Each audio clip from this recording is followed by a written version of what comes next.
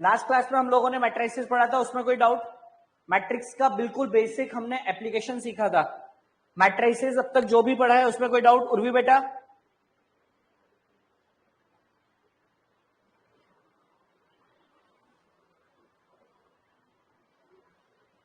चलिए, तो एक बार जल्दी क्विक रिवीजन करें। एक बार क्विक रिवीजन करते हैं, जो अब तक हमने जो भी पढ़ा है उसका एक बार क्विक रिवीजन कर लेते हैं, ठीक है? आइए, तो हमने लास्ट क्लास में देखा था मैट्रिसेस लीनियर और simultaneous equation of two variables को सॉल्व करना, ये एक उसका एक एप्लीकेशन था, ठीक? इसके अलावा अगर हम देखें तो हमने मैट्रिसेस जो होती है वो रेक्टेंगुलर फॉर्म में होती है, रेक्टेंगुलर अरेंजमेंट है ना, of m n entries where m is number of rows and n number of columns, m number of rows n number of columns, rectangular arrangement, ठीक है? अगर उसके ऑर्डर की बात करें तो ऑर्डर का मतलब क्या होता है, जल्दी बोले, ऑर्डर क्या होता है? ऑर्डर वाला नहीं, कोट वाला ऑर्डर नहीं है, यहां पर मैट्रिसेस वाला ऑर्डर, m क्रॉस n है ना, m क्रॉस n अगर, यानी कि अगर मैंने बोल दिया कोई मैट्रिक्स 2 क्रॉस 3 की है, तो बताइए उसमें नंबर ऑफ रोज कितने होंगे, 2 या 3? 2। नंबर ऑफ कॉलम्स 3 है ना, 2 रो 3, 2 क्रॉस 3 यानी कि 2 रोज 3 कॉलम्स। चलिए उसके बाद हम देखते हैं, उसके बाद ये देखा था हमने क्वेश्चन कि अगर इतनी एंट्रीज है तो पॉसिबल कितने, भाई कितने टाइप का मैट्रिसेस पॉसिबल है, तो वो हम निकालते हैं। उसके बाद हमने पढ़ा था कि हर एक एलिमेंट की पोजीशन स्पेसिफिक कैसे की जाती है, उसका नंबर ऑफ, कौन से नंबर ऑफ रो में आ रहा है, कौन से नंबर ऑफ कॉलम में आ रहा है, अगर उन दोनों को हम एक फिक्स कर दें तो हर एक एलिमेंट की एक यूनिक पोजिशनिंग होगी। अगर किसी एक रो की बात करें तो उसमें कितने एलिमेंट्स होंगे, जितने टोटल नंबर ऑफ कॉलम है। अगर किसी एक कॉलम की बात करूं तो टोटल नंबर ऑफ कितने एलिमेंट्स होंगे किसी एक कॉलम में, जितने टोटल नंबर ऑफ रो है। क्या ये बात समझ आती है? क्या ये बात समझ आती है? बोलो भाई। अगर मैं यहां पर आपसे बोलूं तो अभी तो ये 3 क्रॉस 3 की है, पर आप मुझे बताएं अगर कोई मैट्रिक्स 4 क्रॉस 3 है तो उसके थर्ड रो में कितने एलिमेंट होंगे? 4 क्रॉस 3 ऑर्डर है, 4 क्रॉस 3, तो उसके थर्ड रो में कितने एलिमेंट होंगे बताइए जल्दी भाई। एक रो में कितने होते हैं, जितने नंबर ऑफ कॉलम्स होंगे सर। नंबर ऑफ कॉलम्स कितने हैं? 3, तो number of elements in a fourth row और in any row will be 3। और एक कॉलम में कितने होंगे, जितने नंबर ऑफ रोज हैं 4। क्या ये बात समझ आती है ना? तो इसमें कोई कंफ्यूजन किसी टाइप का है नहीं। चलिए इसके बाद देखते हैं पोजीशन स्पेसिफिक की, तो रिप्रेजेंटेशन एआईजे का मतलब हो गया element of ith row and jth column, element of ith row and jth column. बोलो बच्चों। फिर उसके बाद इसे अरेंज कैसे करते हैं, तो ये हमने देखा था m क्रॉस n के लिए, अगर ऑर्डर m क्रॉस n है ना, एकदम बेसिक। फिर कंस्ट्रक्ट अ मैट्रिक्स, एक फॉर्मूला दे दिया जाएगा भैया, उस या कंडीशन दे दी जाएगी, उसके अकॉर्डिंग आपको मैट्रिक्स कंस्ट्रक्ट करनी पड़ सकती है। तो एकदम आसान है, बोल भाई हाँ या ना, ठीक है? फिर टाइप्स ऑफ मैट्रिसेस में हमने लगभग 9-10 टाइप की मैट्रिक्स पढ़ी थी। पहली मैट्रिक्स रो मैट्रिक्स यानी कि मैट्रिक्स को देखकर जोर जोर से रोना है ना, क्योंकि मैट्रिक्स आपके सामने ये रही, यानी एक में सिंगल रो है ना, यानी कि सिंगल रो यानी एक ही रो होगी तो रो मैट्रिक्स। हॉरिजॉन्टल मैट्रिक्स कब होगी, कब मैट्रिक्स हॉरिजॉन्टल दिखेगी सर? जैसे 5 क्रॉस 2 है तो 5 number of rose 2 number of columns, तो ये हॉरिजॉन्टल होगी या वर्टिकल होगी? 5 क्रॉस 2 ऑर्डर है 5/2, 5 क्रॉस या 5/2, तो कैसी मैट्रिक्स होगी सोच के देखो जरा। 5 number of rose 2 number of columns,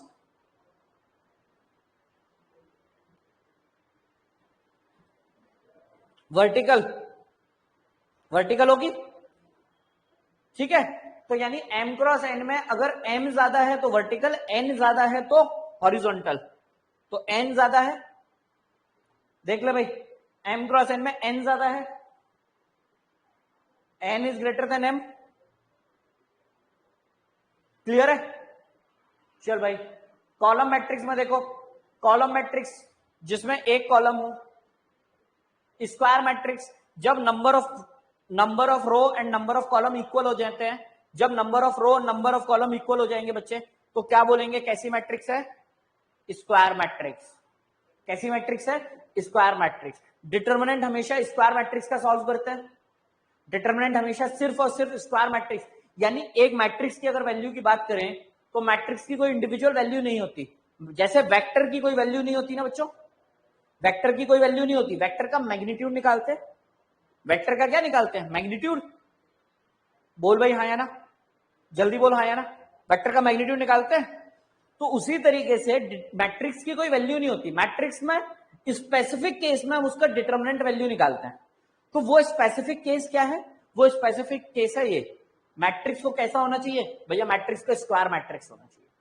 कैसे निकालते हैं वो आज हम सीख लेंगे, ठीक है। हम थोड़ा सा मोर और लेस आप ये मान के चलिए मैट्रिक्स और डिटरमिनेंट को मिक्स करके पढ़ने वाले हैं।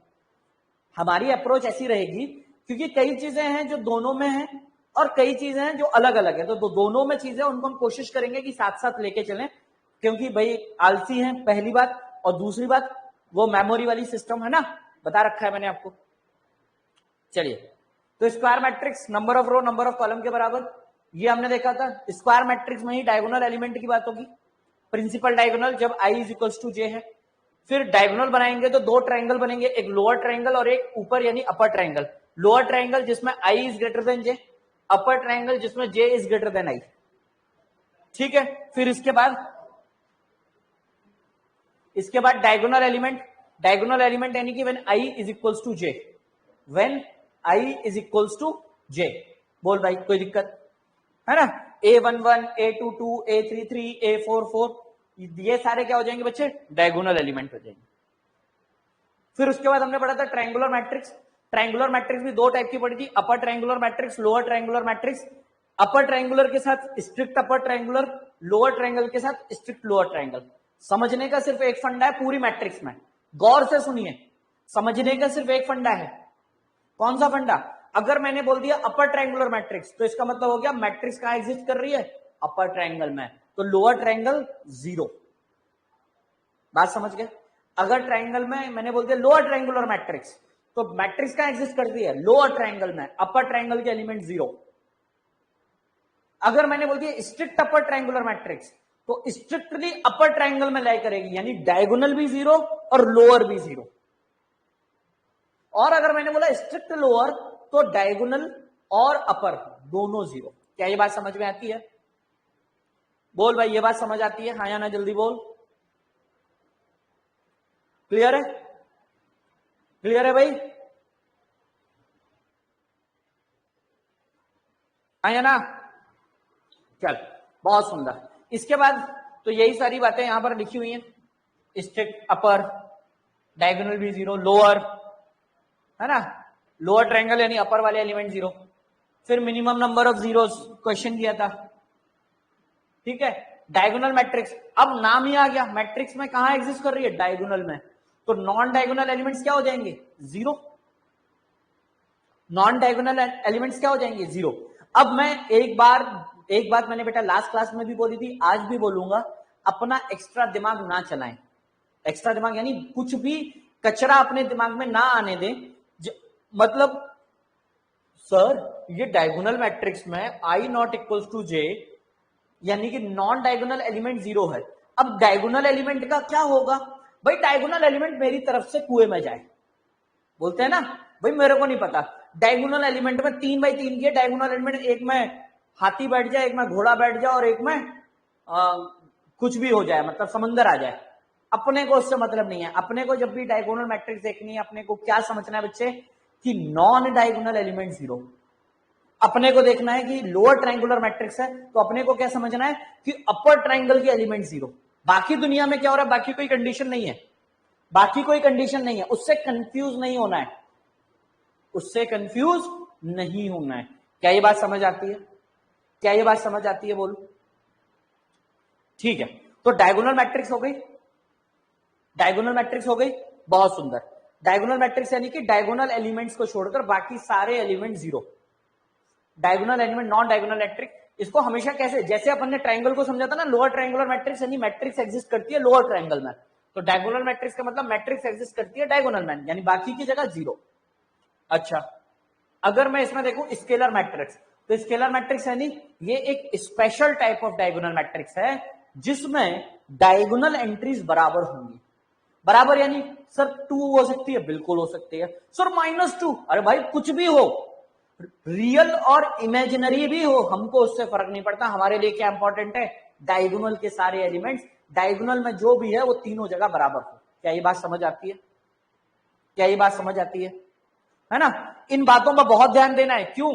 क्योंकि ये अब जब हम आगे धीरे धीरे पढ़ेंगे तो एनसीईआरटी ने जब मेंस एडवांस की हम बात करते हैं तो ये टर्म्स बन के चले आते हैं हमारी आंखों के सामने। सर ये स्केलर मैट्रिक्स है, सर ये डायगोनल मैट्रिक्स है, सर ये फलाना मैट्रिक्स है, फिर कंफ्यूज होते हैं, है ना? तो उनको अच्छे से समझ लेते हैं। तो भाई मैट्रिक्स में स्केलर मैट्रिक्स यानी कि एक ऐसी मैट्रिक्स जिसके सारे डायगोनल के elements equal, non diagonal elements 0। अगर स्केलर वाले में भी हम स्पेशल केस में चले जाएं, डायगोनल एलिमेंट सारे 1 1 1 बन जाए तो क्या बनेगा? यूनिट मैट्रिक्स बन जाएगी, जिसको हम आइडेंटिटी मैट्रिक्स बोलते हैं, जिसको हम आइडेंटिटी मैट्रिक्स बोलते हैं। बोल भाई हाँ या ना? ठीक है, ये बेहद इंपॉर्टेंट है, ये बेहद इंपॉर्टेंट है। ठीक है भाई, ठीक है। एन लिखने का मतलब हो गया एन ऑर्डर की। अब कोई मुझे बताएगा मैंने यहां पर एन अकेला क्यों लिखा, एम क्रॉस एन क्यों नहीं लिखा? मैंने आई एन अकेला लिखा, मैंने आई एम क्रॉस एन नहीं लिखा, ऐसा क्यों? बिल्कुल, because of square matrix. Identity matrix square matrix होगी। कोई पूछे क्यों? बोले भाई देख, आइडेंटिटी मैट्रिक्स स्केलर मैट्रिक्स है, बोला हाँ। स्केलर मैट्रिक्स डायगोनल मैट्रिक्स है, बोला हाँ। और डायगोनल मैट्रिक्स स्क्वायर मैट्रिक्स तो होगी। क्लियर है? तो कभी तुमको अगर आइडेंटिटी मैट्रिक्स में, आइडेंटिटी मैट्रिक्स कोई बोले 2 क्रॉस 3 ऑर्डर की लिख दो, तो उसको क्या बोलना? भाई साहब, भाई साहब माफी, है ना? अवनीश ग्रोवर बन जाना तुमको हल। ठीक, चलिए यूनिट मैट्रिक्स हो गई। उसके बाद कंपैरेबल मैट्रिक्स, जब number of row number of column के बराबर हो दोनों मैट्रिसेस में। ठीक, सब मैट्रिक्स सबसेट वाली फंडे पर समझाया था। एक मैट्रिक्स में से हमने अपने मन से बोले सर ये 3 टी शर्टें टंगी हुई हैं, इसमें से पहले नंबर की तीसरे नंबर की टी शर्ट दे दो और 3 जीन्स में से दूसरे नंबर की जीन्स दे दो, है ना? तो अपने मन माफिक शॉपिंग करनी है, number of row number of column जो तुमको अच्छे लगे वो ले लेना। पर ऐसे नहीं कि सर इस शर्ट की बाजुएं दे दो, कॉलर दूसरे शर्ट की दे दो। होता है ना, कई बार कपड़े लेने जाते हैं लोग, बेहद अतरंगी सी फरमाइश कर देते हैं, सर फैब्रिक ये वाला दे दो, कलर ये वाला दे दो, स्टाइल ये वाला दे दो, है ना? तो वो पॉसिबल नहीं होता। ठीक है, तो सब मैट्रिक्स में भी क्या करना है? सब मैट्रिक्स में भी number of row number of column अपने हिसाब से सूट करेंगे, चूज कर लीजिए। ठीक, चलिए उसके बाद नल मैट्रिक्स। नल मैट्रिक्स नाम से नल मैट्रिक्स और जीरो मैट्रिक्स, नल मैट्रिक्स और जीरो मैट्रिक्स ये, अच्छा इसके लिए एक बात बताएं, क्या ये स्क्वायर होना जरूरी है? इस नल मैट्रिक्स बिल्कुल जरूरी होता है क्या भैया कि ये स्क्वायर हो? नहीं, बिल्कुल, this is not a necessarily condition that a null matrix should be a square matrix. इसमें हो सकता है भैया 2 क्रॉस 3, 3 क्रॉस 4, 4 क्रॉस 5 कुछ भी आ जाए। क्यों? क्योंकि सर कभी भी दो बराबर मैट्रिक्स हो, उन दोनों को सब्ट्रैक्ट करो तो नल मैट्रिक्स मिलेगी। यही होगा, सोच के देखो भाई, मैं तो दो कोई भी मैट्रिक्स ले लूं और उसी मैट्रिक्स को उसी से घटा दूं, कोई भी नंबर को उसी से घटाऊंगा तो 0 आएगा।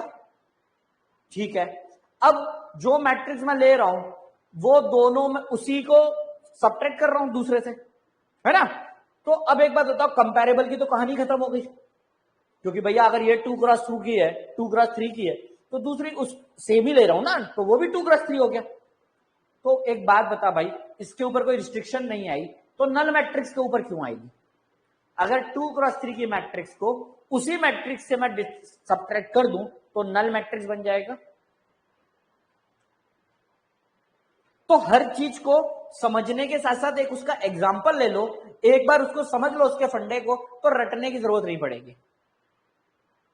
ठीक है, उसके बाद ऑपरेशन, ऑपरेशन डॉक्टर बन गए थे, सारे ऑपरेशन सीख लिए तुमने। एडिशन ऑपरेशन, दो मैट्रिसेस को जोड़ना, कैसे जोड़ते हैं भाई? करस्पॉन्डिंग एलिमेंट्स को जोड़ दे, हाँ या ना? ठीक है, सब्ट्रैक्ट करना भी सीख गए थे, और इक्वालिटी वहीं से नल मैट्रिक्स वाले फंडे से। दो मैट्रिक्स बराबर हो गई, अगर दो मैट्रिक्स का सब्ट्रैक्शन नल मैट्रिक्स आ गया तो वो दोनों मैट्रिक्स बराबर हो गई, है ना। मैट्रिक्स बराबर हो गई, इसका मतलब क्या हो गया, करस्पॉन्डिंग एलिमेंट्स बराबर हो गए, करस्पॉन्डिंग एलिमेंट्स बराबर हो गए। बोल भाई हाँ या ना। और उसके बाद scalar multiplication, scalar multiplication, scalar multiplication of matrices. अभी हम बात कर रहे हैं ये जो भी ऑपरेशन पड़े हैं ये सिर्फ और सिर्फ मैट्रिसेस के लिए है। तो स्केलर मल्टीप्लिकेशन में क्या होगा, जो भी नंबर से मल्टीप्लाई करे, जो आपको मन करे उससे मल्टीप्लाई कीजिए और वो सारे एलिमेंट्स में मल्टीप्लाई हो जाएगा। क्या ये बात समझ आई, है ना। चलिए, तो यहां तक किसी भी बालक बालिका को कोई दिक्कत, यहां तक किसी भी बच्चे को एक भी डाउट हो तो पूछ ले।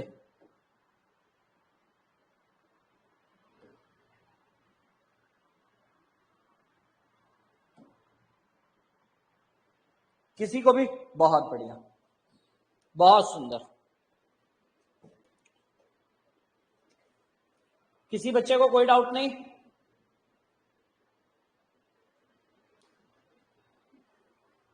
चलिए तो शुरू करें। एक्सरसाइज 1 लगाई आपने एनसीईआरटी की, एक्सरसाइज 1, उसमें तो कोई डाउट नहीं आया होगा। एनसीईआरटी पीनट्स की तरह होती है, मतलब आपके लिए पॉपकॉर्न की तरह है, मतलब आप पढ़ने के बाद आपको एनसीईआरटी ले, सर ये क्या है ना। तो आप लोग आरडी शर्मा जरूर ले लें। मैं चाहूंगा कि आप लोग बोर्ड्स के लिए, जिन लोगों को लग रहा है कि सर आप तो बुराई करते हैं, मैं बिल्कुल, हम साल भर बुराई करेंगे, पर उस किताब में एक चीज अच्छी है, वो है कलेक्शन ऑफ क्वेश्चन जो है वो इतने हैं कि प्रैक्टिस के लिए बहुत है। दूसरी चीज, अगर आप अपडेटेड लेते हैं तो आपको पिछले 5-10 साल के सीबीएसई के क्वेश्चंस उस टॉपिक के वहीं मिल जाएंगे, ठीक है।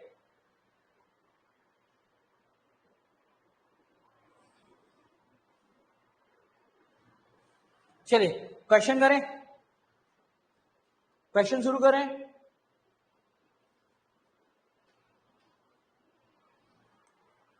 चलिए एक क्वेश्चन लिखते हैं। अच्छा एक नोट बना लें पहले, उसके पहले, ताकि आगे नोट बना के लिखें। एक बात बच्चों, एक बात बताओ, अगर मैं लिखूं कोई diagonal matrix, suppose diagonal matrix of order 3, समझना, तो अपने को क्या समझ में आता है कि सर इस डायगोनल मैट्रिक्स में ना जो ऑर्डर 3 की है, तो जो एलिमेंट अपने कौन से हैं, डायगोनल के हैं, उसके अलावा बाकी सारे तो जीरो हैं, बाकी सारे तो एलिमेंट जीरो हैं। तो सर इसको पूरे 3x3 यानी 9 एलिमेंट लिखने की जगह आप तो शॉर्ट में लिख दो क्या, इसके डायगोनल एलिमेंट्स। बोल भाई सही बात है, क्योंकि सर बाकी एलिमेंट तो क्या है, जीरो, है ना। तो अगर इसको ऐसे लिखें, ए मैट्रिक्स अगर हमारी कुछ ऐसी है, K1 K2 K3 और बाकी एलिमेंट 0 0 0 0 0 है,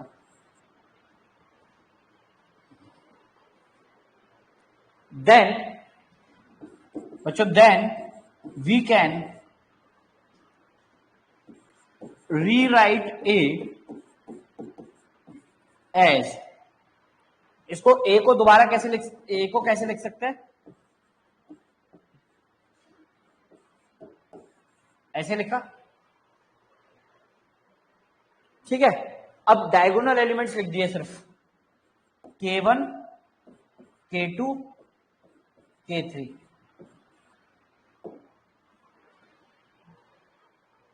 तो अब जैसे ये लिखा मैं समझ गया, अच्छा ये 3 एलिमेंट लिखा, डायगोनल एलिमेंट्स लिखा, यानी कि ए जो है वो डायगोनल मैट्रिक्स है और बाकी सारे एलिमेंट्स तो जीरो हो गए, तो सिर्फ ये 3 एलिमेंट्स ले रहे।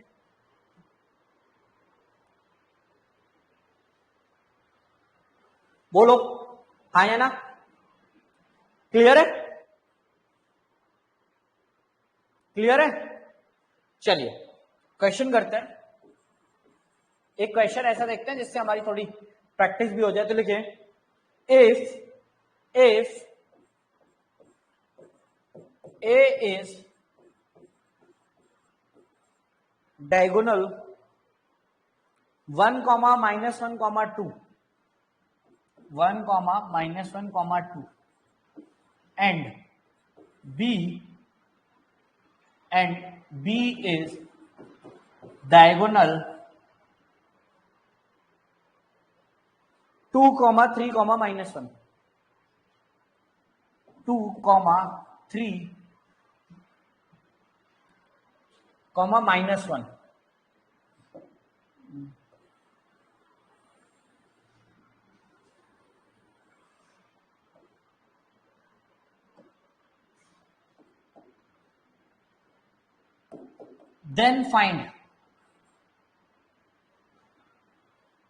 Then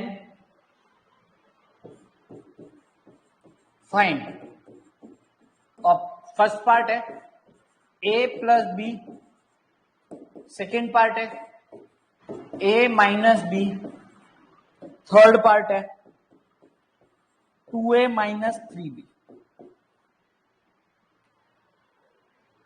2a minus 3b. जल्दी से कीजिए.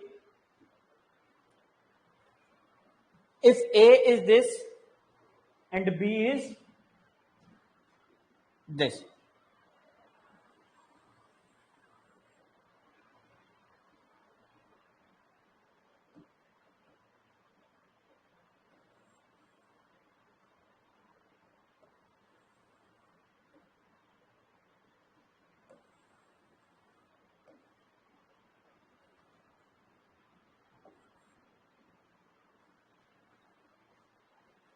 सबसे पहली बात देखिए. अब देखें जल्दी जल्दी, तो आप लोग एक बात बताना जरा, पहला वाला जो है वो भी डायगोनल मैट्रिक्स आ रहा है क्या? दूसरा भी डायगोनल मैट्रिक्स आ रहा है? सिर्फ तो इसका मतलब यह हुआ कि दो डायगोनल मैट्रिक्स को ऐड करेंगे, अगर वो दोनों सेम ऑर्डर की हैं तो कंपैरेबल होनी चाहिए ना भाई. ऑपरेशन तो तभी लगाओगे जब कंपैरेबल होगी, है ना? बोल भाई हाँ है ना? तो अगर दो मैट्रिक्स अगर जिनका कंपैरेबल है, जो अगर हम उनके बारे भाषा में बात करें, दोनों डायगोनल हैं, तो दोनों का एडिशन, सब्ट्रैक्शन और स्केलर मल्टीप्लिकेशन वो भी एक डायगोनल मैट्रिक्स होगा. क्या ये बात सही है? बोल भाई. तो ये तीनों के तीनों जो है वो डायगोनल मैट्रिक्स आएंगे. तो ये आएगा सिंपली डायगोनल 1 2 3 2 1. बोल भाई हाँ या ना? इजीली है ना? इजीली कर देंगे. अच्छा, ये इजीली डन हो गया बहुत आराम से. a minus B 1 minus 2 minus 4 2 minus minus 1.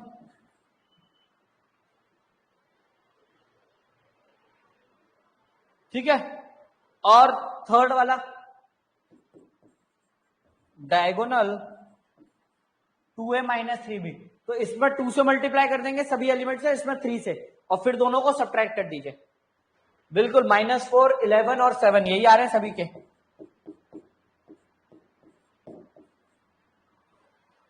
ठीक. अब एक बात बताओ, यहां पर मैं नोट बना के नहीं लिखवाने वाला कि दो डायगोनल को अब ऐड करो, सब्ट्रैक्ट करो या स्केलर मल्टीप्लिकेशन करके उनमें कोई ऑपरेशन करो. साहब वो हमेशा ही क्या रहेंगे? डायगोनल मैट्रिक्स रहेंगे. बताने की आवश्यकता नहीं है. प्रॉपर्टी फर्जी की क्या प्रॉपर्टी बनाए भाई? जबरदस्ती की प्रॉपर्टी क्यों बनाना? ठीक है, क्या ये बात समझ आ रही है? अच्छा, -11 है, मैंने आप ही लोगों का देखा था. अच्छा, तनीषा का. ठीक है, क्लियर है. मैं प्रॉपर्टी वगैरह नहीं बता रहा हूं. ठीक,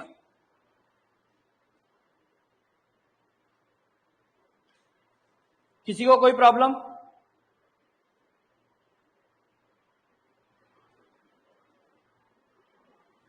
चलिए अगला क्वेश्चन करते हैं. अगला क्वेश्चन जल्दी से, नेक्स्ट क्वेश्चन करिए.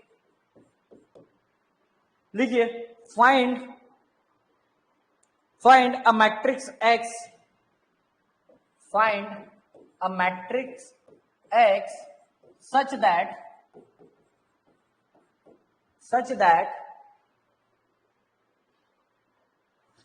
2a plus b 2a plus b plus x is equals to null. 2a plus b plus x is equals to null where a matrix A matrix -1 2 3 4 -1 2 3 4 and B matrix is 3 -2 1 3 -2 1 5.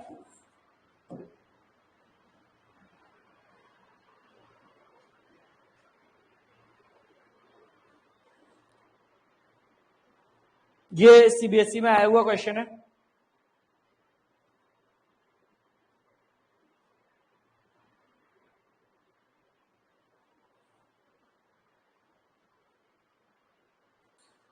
जल्दी बताइए।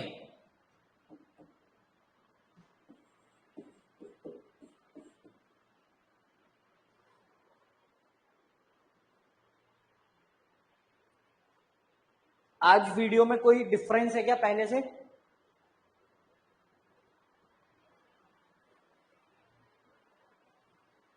Video एकदम clear आ रहा है? Video एकदम proper?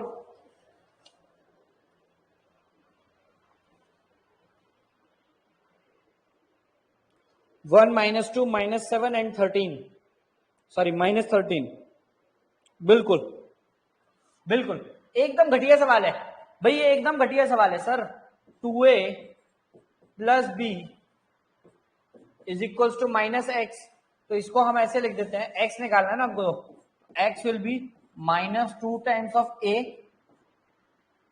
Plus -1 time of b।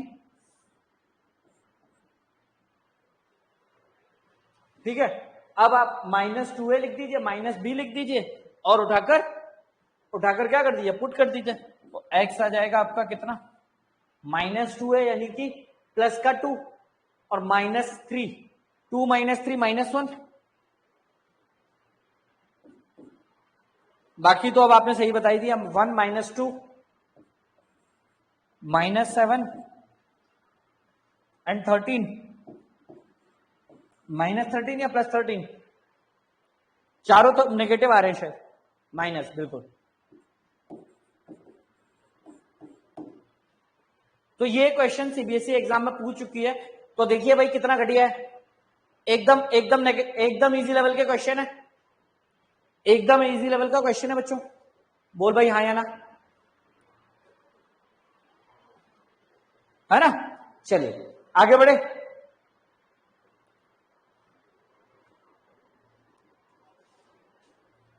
आगे बढ़े।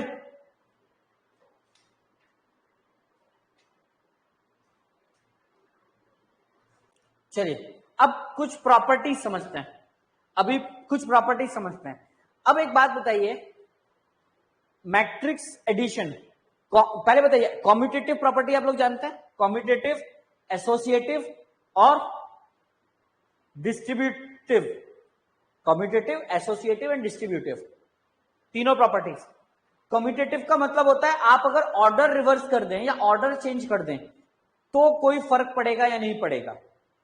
Associative का मतलब होता है जब a इंटू बी प्लस सी, उस टाइप से, a प्लस बी प्लस सी, यानी a प्लस बी अगर b प्लस ए है तो कॉम्यूटेटिव हो गया, a plus B plus C.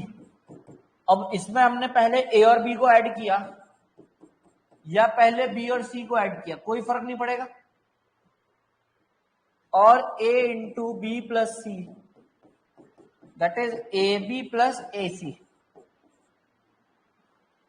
that is AB plus AC।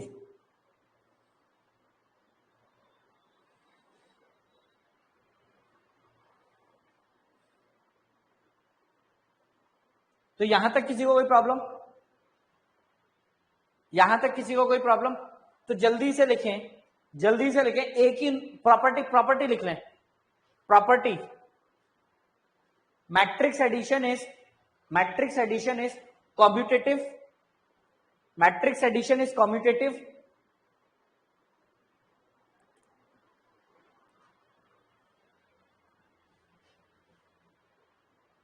और डिस्ट्रीब्यूटिव और associative, distributive and associative.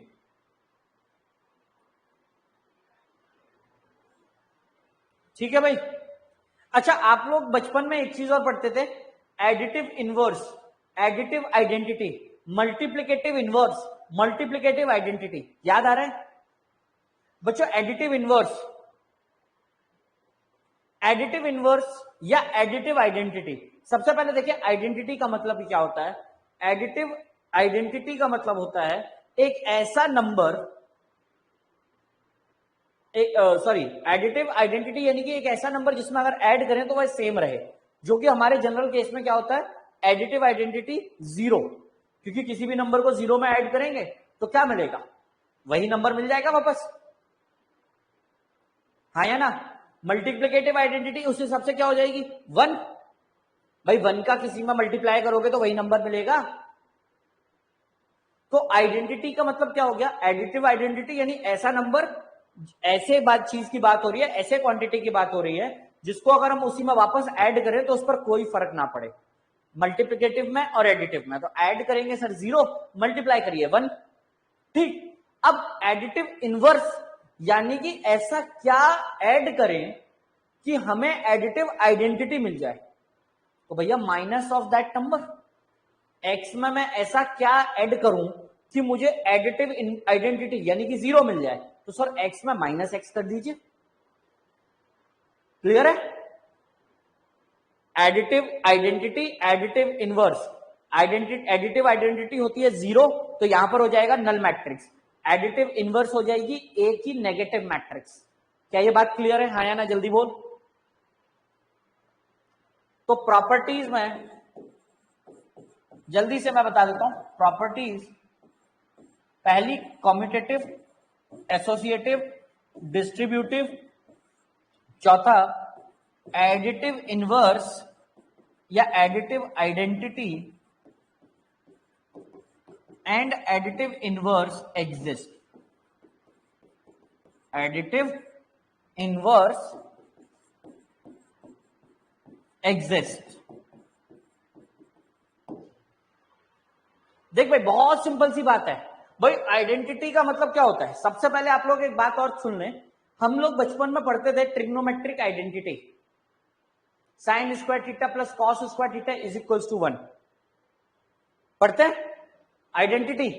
Trigonometric हमने पढ़ा, ट्रिग्नोमेट्री में बहुत सारी आइडेंटिटी है, sine inverse x plus cos inverse x pi by 2, tan inverse x plus cos inverse x cot inverse x pi by 2, these are the identities. But कई बार हम पढ़ते हैं सर यही तो, ये इक्वेशन भी तो हो सकती है ना। तो what is the difference between identity and equation, what is the difference between equation and identity, what is the difference. बिल्कुल, आइडेंटिटी जो होती है ना बच्चों, identity that is true for all possible real numbers. अगर हम बड़े अब अच्छे बच्चों की मतलब भाषा में बात करें तो भैया ऑल पॉसिबल का मतलब हो गया डोमेन सेट, है ना। तो sign inverse x plus cos inverse x pi by 2 आएगा, पर एक्स की वैल्यू -1 से 1 के बीच ही रखना, है ना, ऐसा नहीं कि बाहर की रख दें, उस पर तो काम ही नहीं करेगा। तो भैया आइडेंटिटी का मतलब हो गया नंबर ऑफ सॉल्यूशंस क्या हो जाएंगे, पूरा डोमेन सेट। क्या ये बात समझ आती है। जैसे साइन थीटा, ट्रिग्नोमेट्री में थीटा कुछ भी हो सकता है, थीटा कैन बी रियल, तो sine square theta plus cos square theta is equals to 1। क्या ये बात समझ आई, बोल, क्या ये बात समझ आई, है ना। आइडेंटिटी का मतलब हो गया ट्रू फॉर ऑल, इक्वेशन का मतलब होता है कि किसी किसी के लिए ट्रू है, जैसे x minus 2 is equals to 0, x minus 2 is equals to 0। अब अगर मैं लिखूं x minus 2 is equals to 0, this is true only when x is equals to 2, x की जगह पर 2 होगा तभी भाई ये कंडीशन ट्रू होगी, यानी कि LHS RHS इक्वल होगा। इसके अलावा क्या कभी होगा, क्या कभी ये पॉसिबल है, x की वैल्यू 5 रख दो 0 नहीं आएगा।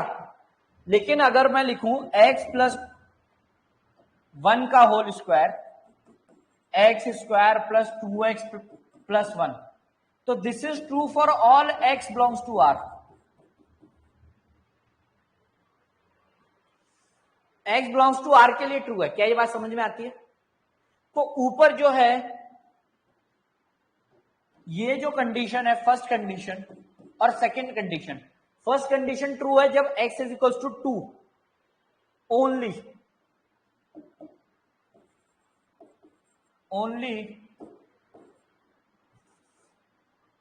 for x is equals to 2।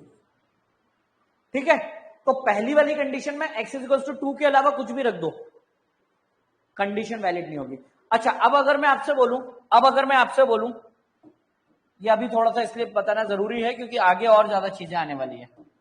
अगर मैं आपसे बोलूं x square minus 5x plus 6 is equal to 0, बताओ बेटा, ये इक्वेशन हुई या आइडेंटिटी हुई? ये इक्वेशन है या आइडेंटिटी है? इक्वेशन। क्यों सर? इसको आप फैक्टराइज करेंगे तो x इज इक्वल टू 2 और x is equal to 3 only. दो हैं पर फिर भी ओनली इसलिए कि इन दो के अलावा आप कोई भी वैल्यू और पुट कर दो, ये 0 LHS is equal to RHS नहीं आएगा। ठीक, तो जब हमारे फंक्शन की कोई स्पेसिफिक वैल्यूज होती है बच्चों, जिस पर LHS RHS के बराबर होता है, उस कंडीशन में बोलते हैं इक्वेशन। जब ये कंडीशन नहीं होती, जब डोमेन सेट पूरा का पूरा जो डोमेन सेट है वो आपकी कंडीशन में LHS इक्वल टू RHS करे, उसको बोलते हैं आइडेंटिटी। ठीक है, तो हम यहां पर ये मैंने क्यों बताया? क्योंकि एडिटिव आइडेंटिटी की बात है ना। तो ये आपकी क्या है? ये इक्वेशन है, ये आइडेंटिटी है और ये फिर से इक्वेशन है। ठीक है, क्लियर है ना? चलो, तो यहां पर देखें एडिटिव आइडेंटिटी होती है नल मैट्रिक्स। तो लिख लें यहां पर, अगर आप लिखना चाहते हैं additive identity that is null matrix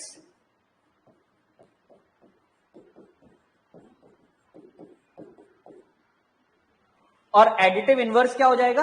negative of that matrix, negative of that matrix. Clear है? क्लियर है?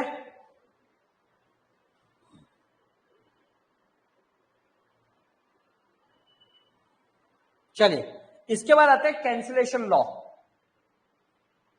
कैंसिलेशन लॉ यानी कि अगर a plus B is equal to A plus C लिखा है, तो क्या मैं यहां से b is equal to C बोल सकता हूं? यानी कि a को a से कैंसिल कर दिया। हालांकि ऐसा होता नहीं है ना, ऐसा कैंसिल करते नहीं है। कि करते क्या है, दोनों जगह पर LHS RHS में हमने माइनस a से ऐड किया।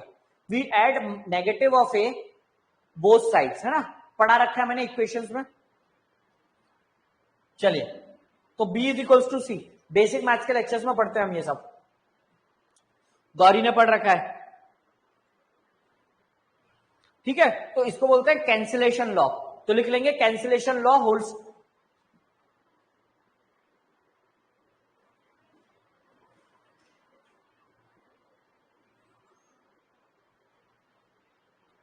क्लियर है?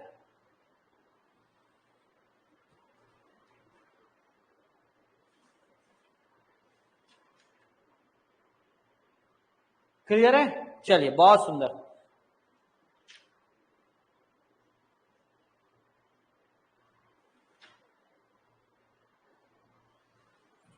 चलिए आगे बढ़े। हाँ भाई, आगे बढ़े जनता। चलिए, बहुत सुंदर। आइए जी, आगे बढ़ते हैं। अब जरा देखें, तो अब तक हम लोग बच्चों एडिशन सब्ट्रैक्शन की बात तो कर चुके हैं। अब दो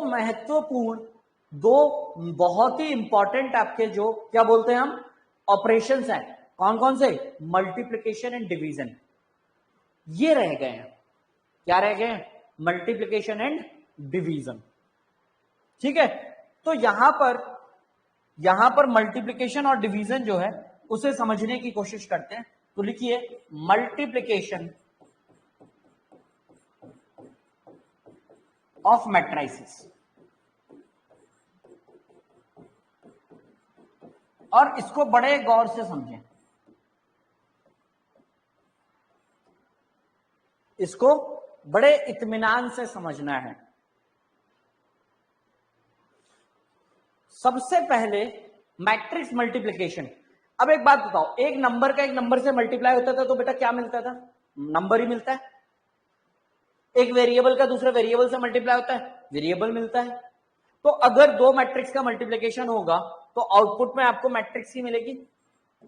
तो अगर A इंटू बी करेंगे तो C जो मिलेगा that is also a matrix, that is also a matrix. ठीक है भाई, कोई दिक्कत नहीं। अब यहां पर इंपॉर्टेंट क्या हो जाता है कि सर क्या हर मैट्रिक्स का मल्टीप्लिकेशन हो सकता है? नहीं। तो सर कंपैरेबल मैट्रिक्स का तो मल्टीप्लिकेशन होता होगा, कंपैरेबल मैट्रिक्स का मल्टीप्लिकेशन होता होगा, वो भी जरूरी नहीं है। जी हां, वो भी जरूरी नहीं है। क्यों नहीं है? वो हम थोड़ी देर में सीख जाएंगे, बस थोड़ी देर का धैर्य रखें और समझने की कोशिश करेंगे। तो बस अभी ये इंपॉर्टेंट है हमारे लिए कि कंपैरेबल मैट्रिक्स का भी मल्टीप्लिकेशन पॉसिबल नहीं है। तो सर फिर कैसे पता चलेगा दो मैट्रिक्स को देखकर कि इन दोनों मैट्रिक्स का मल्टीप्लिकेशन पॉसिबल है? ऐसा तो है नहीं मैट्रिक्स मुझे सवाल में लिख कर देगी भैया इन दोनों का मल्टीप्लिकेशन पॉसिबल है, ऐसा नहीं होगा, ऐसा नहीं होगा। और अब इसके आगे की बात करें, सर हमने मैट्रिक्स में तो ऑर्डर पढ़ा था, तो ए और बी का ऑर्डर देखकर मुझे सी के ऑर्डर के बारे में कैसे पता चलेगा? ये दो महत्वपूर्ण सवाल हमारे जीवन में होने चाहिए जब हम मैट्रिक्स मल्टीप्लिकेशन सीख रहे हैं। क्या ये बात समझ आई? पहली कंडीशन हमें क्या देखनी है, पहली चीज हमें क्या सवाल, पहला सवाल क्या है, वो कौन सी सिचुएशन होगी जब ए और बी का मल्टीप्लाई होगा। दूसरी, सर ए और बी का अगर ऑर्डर मुझे पता हो तो सी का ऑर्डर मैं कैसे पता करूं? सी का ऑर्डर पता करने के लिए मेरे पास क्या कंडीशन, क्या तरीका होना चाहिए? ये दो बड़े महत्वपूर्ण सवाल हैं मैट्रिक्स मल्टीप्लिकेशन स्टार्ट करने में। क्या ये बात समझ में आती है? क्या ये बात समझ आती है? बोल भाई हाँ या ना, बोल भाई। चलिए तो अब शुरू करते हैं। तो देखें, मान के चलते हैं, लिखिए let A B, A matrix है, इसको हम ऐसे लिख दिया A I J of some m cross n, and B matrix है B I J some p cross q, some p cross q। यानी ए और बी का क्या हो गया भैया, ए का ऑर्डर m क्रॉस n है, बी का ऑर्डर p क्रॉस q है, ठीक है। Then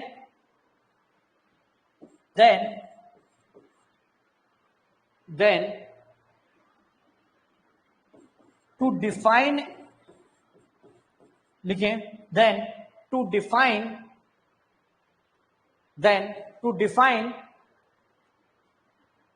their product,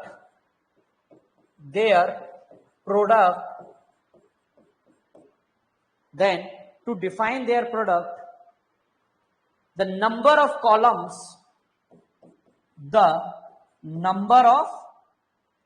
columns in pre-multiplicative matrix,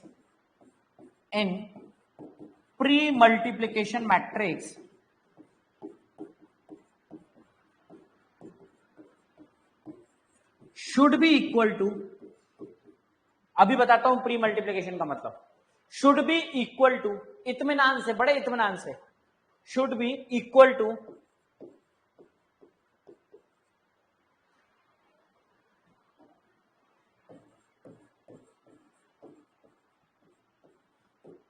the number of rows in post multiplication matrix.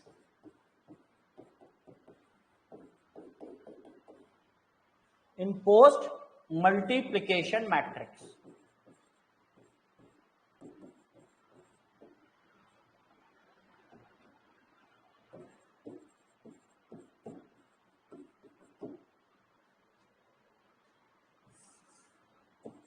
ठीक है, तो भैया प्री और पोस्ट आप लोग, बहुत लोग अच्छे से जानते हैं। प्री का मतलब क्या होता है, पहले, पोस्ट का मतलब होता है बाद में।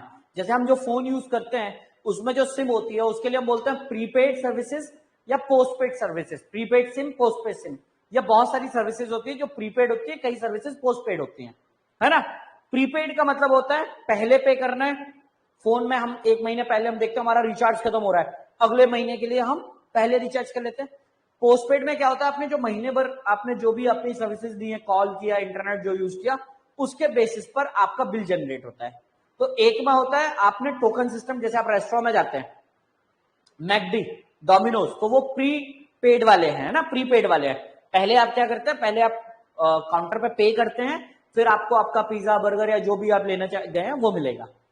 आप नॉर्मल जो हमारे रेस्टोरेंट होते हैं, इंडियन रेस्टोरेंट या जो अदर क्यूजिन के रेस्टोरेंट होते हैं, वहां आप जाएंगे तो आपको पहले खाना आप खाते हैं, है ना, फिर आप वहां पर पे करते हैं, यही सिस्टम होता है। तो प्री का मतलब पहले, पोस्ट का मतलब बाद में, ये तो क्लियर है, ठीक है। अब सर मल्टीप्लिकेशन में क्या है, तो भैया देखो, अगर मैं मल्टीप्लिकेशन लिख रहा हूं इस फॉर्मेट में, a इंटू बी, तो a इंटू बी, तो भाई देखिए जरा, a जो है ये पहले लिखा है, b जो है ये बाद में लिखा है, तो a जो है मेरा ये हो गया प्री मल्टीप्लिकेटिव मैट्रिक्स या प्री मल्टीप्लिकेशन, प्री मल्टीप्लिकेटिव बोलते हैं,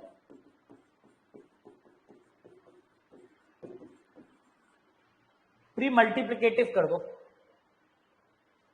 है ना, या उससे कोई फर्क नहीं पड़े। और ये हो गया पोस्ट मल्टीप्लिकेशन, क्योंकि कई लोग पोस्ट मल्टीप्लिकेशन को मल्टीप्लिकेशन के बाद वाली मैट्रिक्स मान लेता है।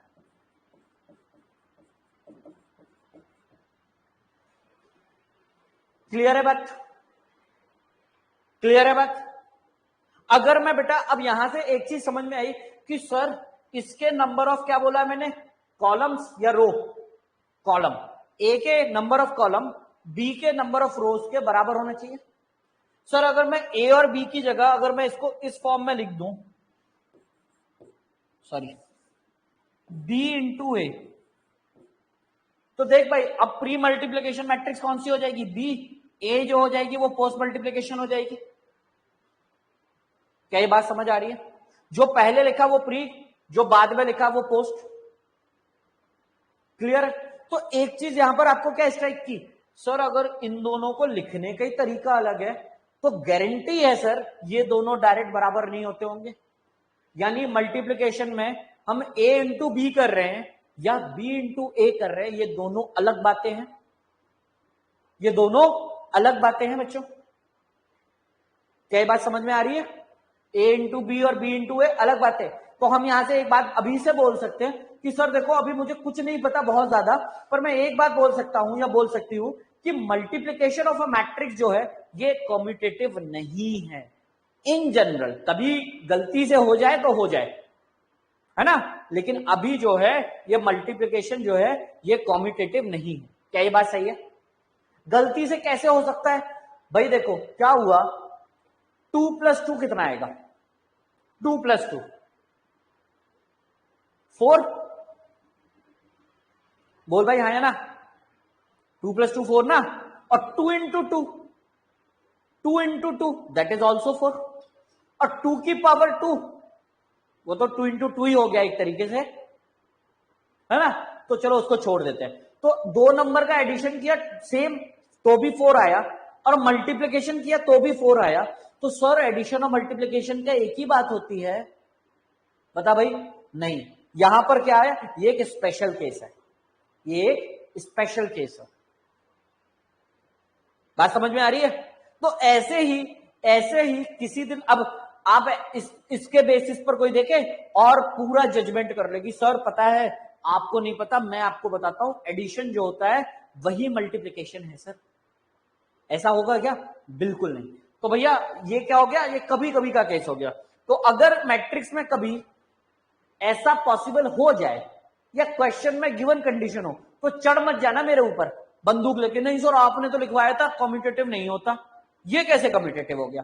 तो भाई कभी कभी मैंने बता रहा हूं जो इन जनरल वाली सिचुएशन, कभी कभी वाली जो सिचुएशन है, यदा कदा वो वाली जो सिचुएशन है वो हो जाएगी। बात समझ में आई, बात समझ में आया, ठीक है।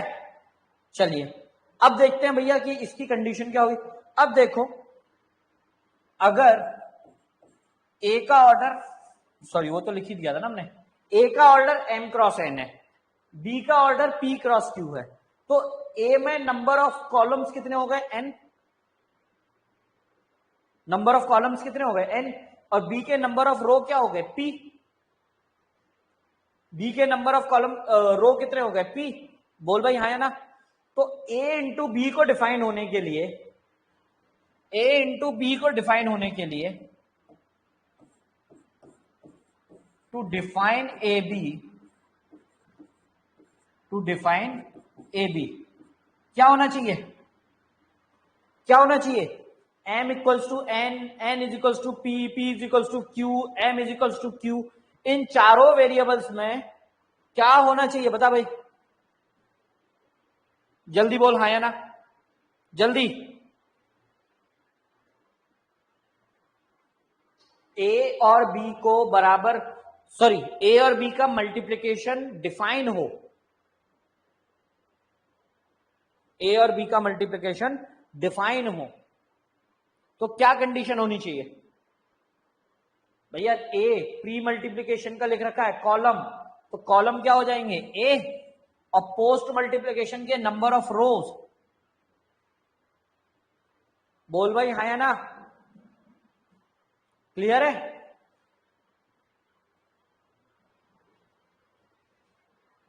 तो to define A B, M जो है वो एन के इक्वल होना चाहिए, क्या ये बात सही है, क्या ये बात सही है, सही बात है। और यहां से अगर मैं देखूं तो टू डिफाइन बी ए, यहां पर क्या होना चाहिए बता भाई,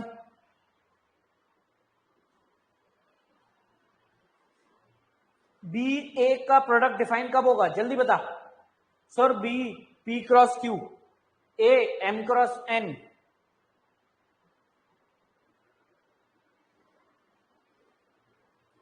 तो बी के नंबर ऑफ कॉलम यानी क्यू, और ए के number of row that is M, तो Q is equals to M. क्या ये बात समझ आ रही है, क्या ये बात समझ आ रही है,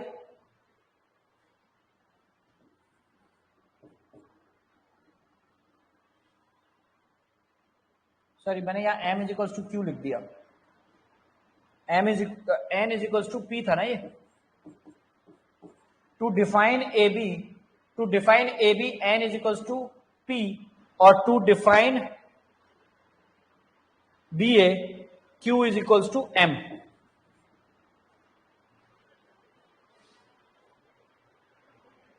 बोल हाँ या ना, क्या ये बात समझ आ रही है, जल्दी बोल हाँ या ना, क्या ये बात समझ आ रही है, चलो ठीक है। अब तो पहला सवाल हमारे दिमाग का जो था वो सॉल्व हुआ है ना, पहला सवाल क्या था कि सर ये ए और बी जो है ये कब मल्टीप्लाई होंगे, अभी मल्टीप्लाई होता कैसे है वो हम बाद में देख रहे हैं, पहले कंडीशन समझ रहे हैं। तो पहले कंडीशन क्या है, कंडीशन क्या है, पहले जो मैट्रिक्स लिखी है उसके नंबर ऑफ कॉलम, दूसरी जो मैट्रिक्स है उसके नंबर ऑफ रो, वो दोनों मल्टीप्लाई होने के लिए बराबर होने चाहिए। यानी कि अगर मैं कहूं यहीं पर एग्जांपल, अगर बेटा ए जो है इसका ऑर्डर 2 क्रॉस 3 है और बी का जो ऑर्डर है वो 4 क्रॉस 3 है, तो बता भाई ए बी डिफाइन होगा क्या, ए बी डिफाइन होगा क्या, जल्दी बोल,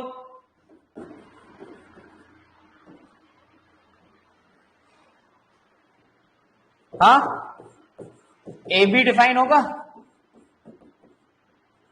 ए बी एग्जिस्ट,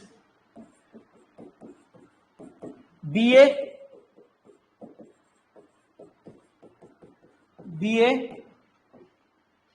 ट्रू फॉल्स खेल रहा है, तो ए बी नहीं होगा क्योंकि 3 इज नॉट इक्वल्स टू 4, और बी ए भी नहीं होगा,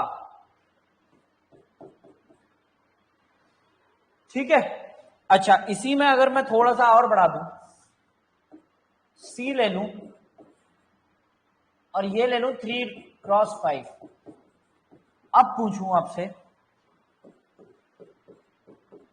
ए सी और सी ए, तो भाई ए सी देखो पॉसिबल है?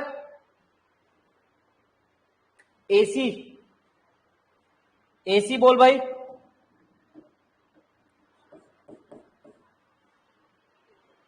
ठीक है, सीए, सीए पॉसिबल नहीं है।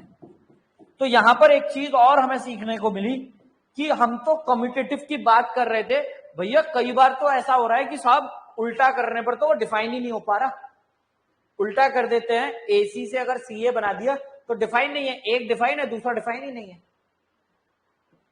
एक डिफाइन है दूसरा डिफाइन ही नहीं है। क्या ये बात समझ आ रही है? क्या ये बात समझ आ रही है ना? चलिए अब इसको जल्दी से पहचानने के लिए कैसे सीखें, देखो देखो भाई, अगर ए जो है इसको m क्रॉस n लिख रहे हैं और b को लिख रहे हैं बच्चे p क्रॉस q, समझे? तो भैया देखो, इस इन दोनों में मल्टीप्लिकेशन हो रहा है, इन दोनों में मल्टीप्लिकेशन हो रहा है। तो कभी भी जब भी दोनों में मल्टीप्लिकेशन हो रहा है तो सबसे पहले दोनों परिवार की तरफ से, जैसे शादी का रिश्ता होता है ना, बड़ा दूर स्टेज है आपके लिए, पर अभी अपन बात करते हैं, या यूं समझे शादी का रिश्ता नहीं, एक दो कंपनीज है अभी इंडिया में, बहुत ही स्टार्टअप की दुनिया चल रही है। तो स्टार्टअप, ये कंपनी है ए, एक कंपनी है बी, ए कंपनी और बी कंपनी के मालिक हैं अलग अलग, अभी तो सब अलग है। दोनों कंपनी के बीच में टाई अप कब पॉसिबल है? जब ए का जो पहला कंटेस्टेंट है, बी का जो सबसे पहला कंटेस्टेंट है, वो दोनों मैच हो भाई, वो दोनों मिले, भाई आप मेरी कंपनी में आइए, हम आपकी, हमारी कंपनी ये प्रोडक्ट बनाती है, and so on so on. ठीक, तो भैया ए की तरफ से बी की तरफ से देखें तो सबसे पहले इन दोनों में यहां पर एन और यहां पर पी। सर यहां पर एम क्यों नहीं? भाई दोनों को बिल्कुल करीब करीब देख, ए लिखा एन, बी लिखा पी क्यू,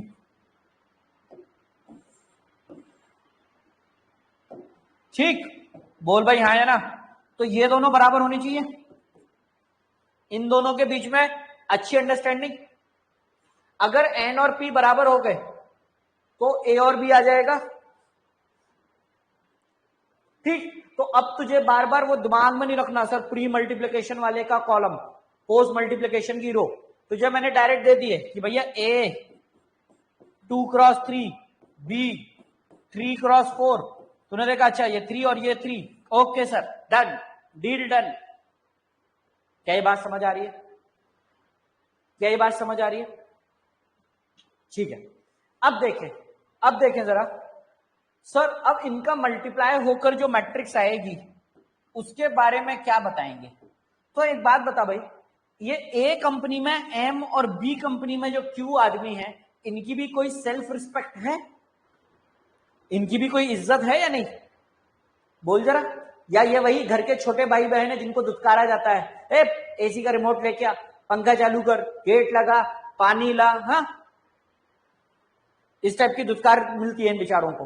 बता भाई, ये भी तो इज्जतदार हैं सर, ये भी तो, इनका भी तो कोई ना कोई रोल होना चाहिए ना मल्टीप्लिकेशन में। ये तो बड़े बेरोजगार से बैठे, ये तो बड़े बेकार से बैठे। तो भैया क्या करेंगे समझें, जब सी जो मैट्रिक्स है ना, एन और पी बराबर हुए, इनका गेम खत्म हुआ, एम और क्यू जो बचा वो इसके ऑर्डर को डिफाइन करेगा।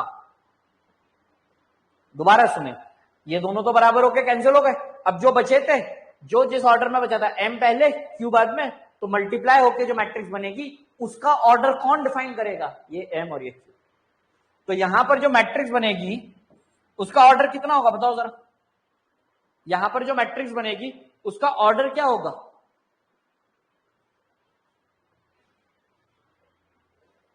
बिल्कुल सही सर, ये 3 और 3 तो हो गए भाई, इन दोनों ने तो बात करा दी, मीटिंग फिक्स हुई, और 2 और 4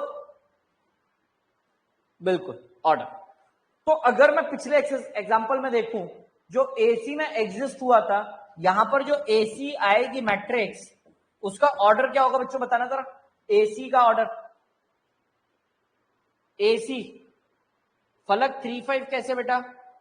3 तो कैंसिल हो जाएगा, 2 5, बिल्कुल। क्या ये बात समझ आ रही है? क्या ये बात समझ आ रही है? ठीक है, तो हम थोड़ा पीछे हैं। To define A B, N P is equal, N is equal to P, and C का ऑर्डर क्या होगा, and C will be, C का ऑर्डर क्या हो जाएगा बता भाई, ए बी कर रहा है तुम, सी क्या है, इन दोनों का मल्टीप्लिकेशन, तो ए बी अगर एन और पी बराबर होगा तो एम क्रॉस क्यू,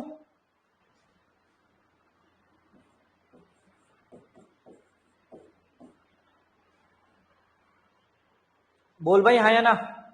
और यहां पर जो सी होगा आप अच्छे शब्दों में लिखेंगे, मैं थोड़े से ऐसे ही लिख दे रहा हूं, तो सी कितना हो जाएगा, एन क्रॉस पी, बी ए हो रहा है, एक भाई सॉरी बी ए, तो पी और एन, पी क्रॉस एन, बिल्कुल, not N cross P, P cross N, Divyansh ठीक है, पी क्रॉस एन, ऑर्डर जरूरी है प्रॉपर।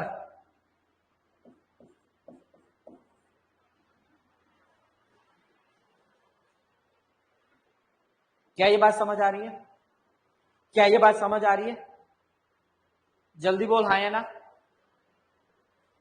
जल्दी बोल हाँ या ना। अच्छा, अब अगर मैं आपसे पूछूं ए और बी स्क्वायर मैट्रिक्स हैं, ए और बी स्क्वायर मैट्रिक्स हैं ऑफ डिफरेंट ऑर्डर, तो क्या उन दोनों का मल्टीप्लिकेशन पॉसिबल है बच्चों, ए और B square matrix of same order, sorry different order, different order, नहीं पॉसिबल ना, नहीं पॉसिबल, पर अगर सेम ऑर्डर की हो तो पॉसिबल है, A B N cross N, B B N cross N, A B 3/3, B B 3/3, है ना, और इनका अगर पॉसिबल है और जो आउटपुट मैट्रिक्स आएगी वो भी सेम ऑर्डर की स्क्वायर मैट्रिक्स होगी, वो भी सेम ऑर्डर की स्क्वायर मैट्रिक्स होगी। क्या ये बात मानते हैं, क्या ये बात मानते हैं आप, है ना, तो ये पॉइंट की तरह लिखवाने की जरूरत नहीं है, बट हम समझ गए कि सर दो स्क्वायर मैट्रिक्स का मल्टीप्लिकेशन अगर पॉसिबल है तो सेम ऑर्डर की स्क्वायर मैट्रिक्स होगी, अगर पॉसिबल है, और पॉसिबल कब होगा, जब ए और बी जो स्क्वायर मैट्रिक्स हैं ये सेम ऑर्डर की मैट्रिक्स, ठीक है, बोल भाई हाँ या ना, कोई क्लियर, कोई डाउट, कोई डाउट, चलिए बहुत सुंदर। अब देखते हैं कि सर ये होता कैसे है, सर ये मैट्रिक्स मल्टीप्लिकेशन है क्या, तो भैया देख ले होगा क्या, पहले मैं ए एक मैट्रिक्स ले लेता हूं, मैं समझाने के लिए ना एग्जांपल से ले रहा हूं, फिर जनरलाइज करूंगा, 1 2 3, यहां 4 2 1, और बी मैट्रिक्स ले रहा हूं, ए का ऑर्डर कितना हो गया, number of rose 2, number of columns 3, तो अगर इसमें 3 रो है तो यहां पर 3 कॉलम करने पड़ेंगे मुझे, तो 4 2 1 0 1 2, क्या ये पॉसिबल है, अभी ये पॉसिबल है क्या, जल्दी बता, ये 2 क्रॉस 3 है, ये 2 क्रॉस 3 है, और ये 3 कॉलम होने पड़ेंगे, तो हम क्या करें, 1 2, नाउ इज इट पॉसिबल, अब पॉसिबल है, चल भाई क्लियर है,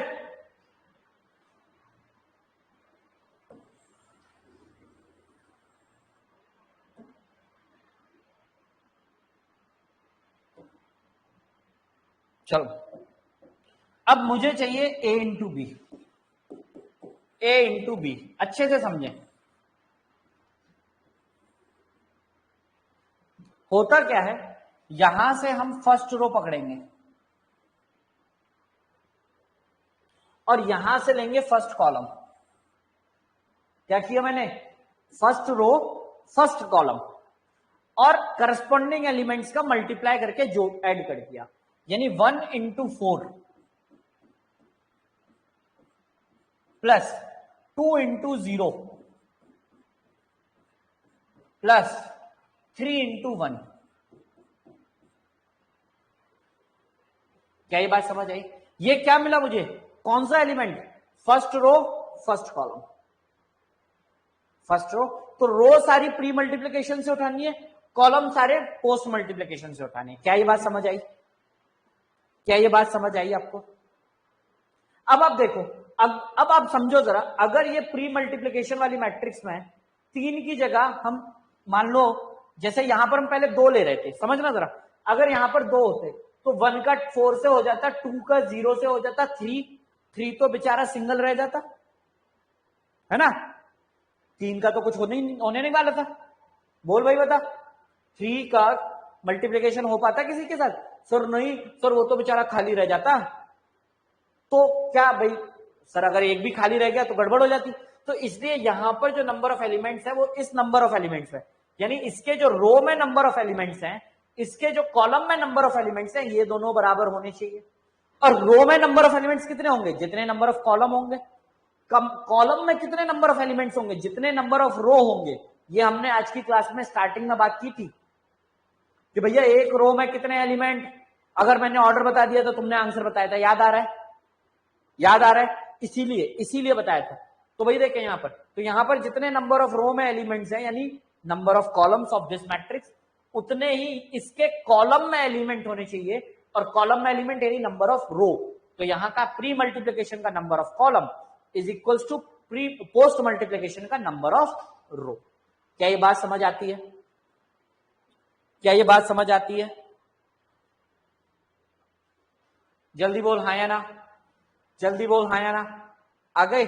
चलिए, तो इसकी वैल्यू जो आएगी आप सॉल्व करेंगे, दैट इज 403, दैट इज 7। तो 7 is the first row first column element. 7 is first row first column element. Second row, अगर मैं आपसे पूछूं अगला एलिमेंट जो आएगा वो क्या होगा, दैट इज अगला एलिमेंट क्या होगा? तो देखिए भाई, ये क्या फर्स्ट रो सेकंड कॉलम, ये first row first column, first row second column, तो फर्स्ट रो सेकंड कॉलम, तो 1 into 2 that is 2, 2 into 1 that is again 2, 3 into 2 that is 6, तो 6 into 2 6 plus 2 plus 2 that is 10। तो मेरे हिसाब से ये 10 आ रहा है, बताओ जरा आपके हिसाब से भी सेम आ रहा है क्या? बाकी जनता अब देखो, फर्स्ट रो का फर्स्ट कॉलम से हो गया, फर्स्ट रो का सेकंड कॉलम से हो गया, तो फर्स्ट रो का थर्ड कॉलम से भी करो। तो 1 into 1 1, 2 into 2 that is 4, 3 into 1 that is 3, तो 3 plus 1 4, 4 plus 4 8। so is it true?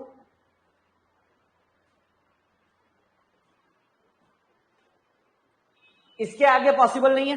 तो यानी इसमें नंबर ऑफ कॉलम कितने होंगे? जितने यहां पर,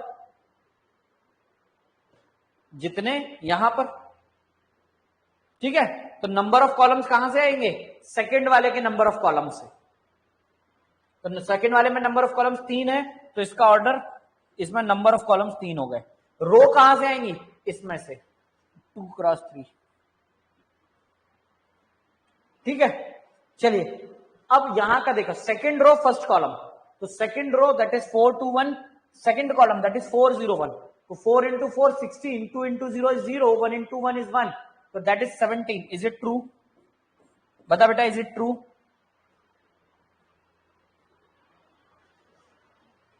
अगले दो एलिमेंट देख भाई, अगले दो element,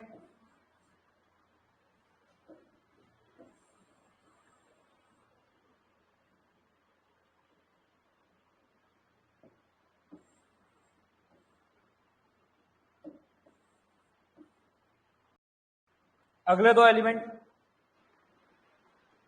4 into 2, 2 into 1, 1 into 2, that is 12, and rest last one is the 9। 4 into 1, 2 into 2, 1 into 1 है ना। तो इसको बोलते हैं रो का कॉलम से कर रहे हैं, तो matrix multiplication is row by column multiplication. Matrix multiplication is row by column multiplication. बात समझ में आई? बात समझ में आई? बात समझ में आई, हाँ या ना? तो लिखें इन मैट्राइसेस या मैट्राइसेस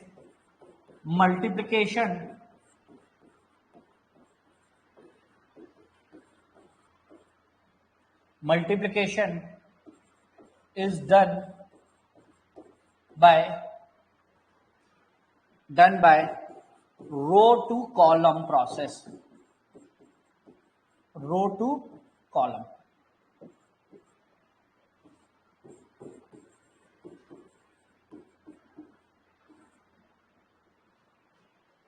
क्लियर है? एकदम क्लियर है, हाँ या ना? जल्दी बोल, जल्दी बोल, किसी भी बच्चे को 1 भी % डाउट? बहुत इंपॉर्टेंट है।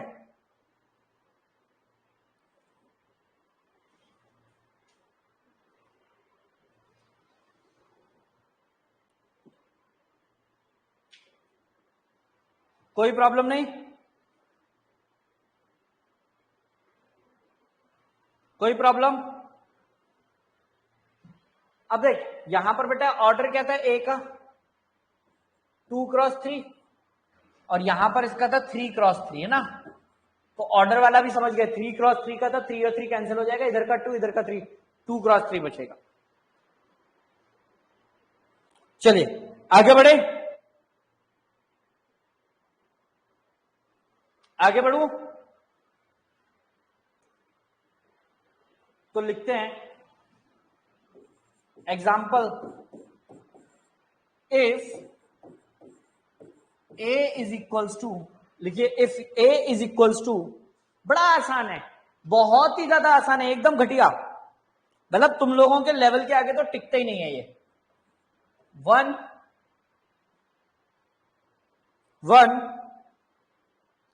-2 3 2 -1 और बी मैट्रिक्स दे रखी है बेटा 2 3 -1 2 4 and -5।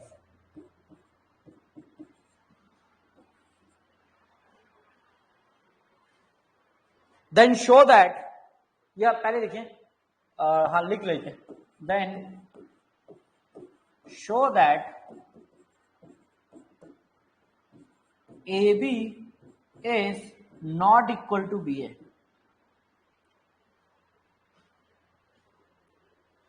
अगर A ये है B ये है तो आपको क्या करना है, AB निकालना है, BA निकालना है और दोनों अनइक्वल है ये शो करना है। तो फाइंड,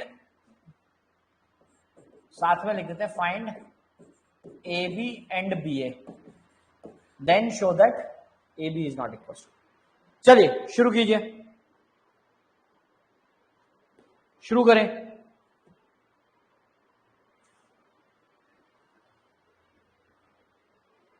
एकदम आसान है, को कहीं पर भी, बड़ा इत्मीनान से समझा रहा हूं बच्चों, बड़े इत्मीनान से चल रहा है सब।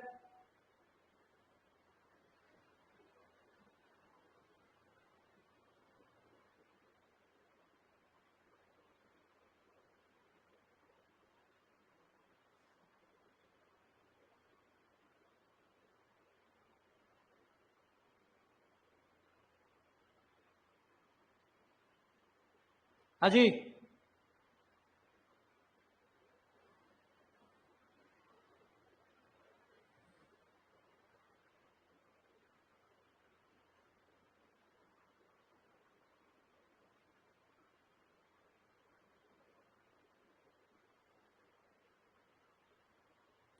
ए बी आ रहा है 16 -16 0 18। देखें भाई तरफ, सबसे पहले तो देखो भाई, ए का ऑर्डर जो है वो क्या है, 2 रो और 3 कॉलम, और यहां पर 3 रो और 2 कॉलम। तो एक बच्चा तो यहीं पर देखकर बता सकता है कि सर ए बी करेंगे तो 2 क्रॉस 2, बी ए करेंगे तो 3 क्रॉस 3, तो दोनों जो मैट्रिक्स हैं वो कंपैरेबल ही नहीं है भाई, दोनों मैट्रिक्स तो कंपैरेबल ही नहीं है। तो सर ए बी तो बी ए के बराबर हो ही नहीं सकता, लेकिन ये ऑब्जेक्टिव अप्रोच हो गई बच्चे। ये कौन सी अप्रोच हो गई? ऑब्जेक्टिव, है ना। हमें लेकिन यहां पर अगर एनसीईआरटी या सीबीएसई में अगर ऐसा क्वेश्चन आ जाता है तो हमको वहां क्या करना पड़ेगा? ए बी फाइंड करें, बी ए फाइंड करें और फिर अच्छे बच्चों की तरह लिख कर दिखाएं। जेई मेन से एडवांस में हम क्वेश्चन कर रहे हैं, वहां पर हमें अगर वहां तो ऑप्शन देंगे एमसीक्यू है, तो वहां हम ये दिमाग लगा सकते हैं। तो यहां पर आप देखिए ए बी आ रहा है 16 -16 0 18। कैलकुलेशन पार्ट चेक करें, बाकी सभी लोग सेम है। और बी ए कितना आ रहा है? देखो भाई बी ए आएगा 3x3 की matrix. B A is 3x3 matrix.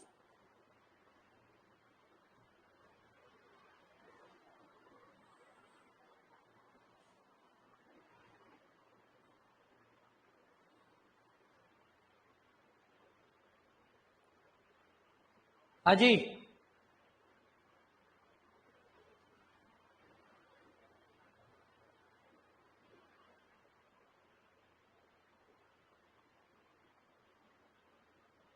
चलिए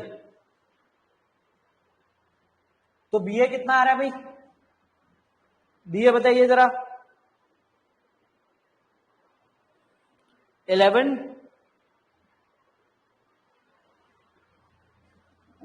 11 2 3 5 6 -5 -11 -18 7। Very good, very good.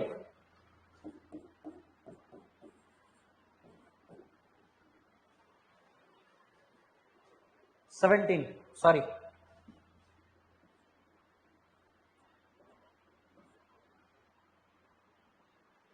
हाँ देखो भाई, क्या यही आ रहा है मल्टीप्लाई करने पर? जल्दी बोलिए। बाकी लोग मैच करें। तो A B is not equal to B A, यहां से आप डायरेक्टली बोल सकते हैं और वहां पर आप लिख देंगे।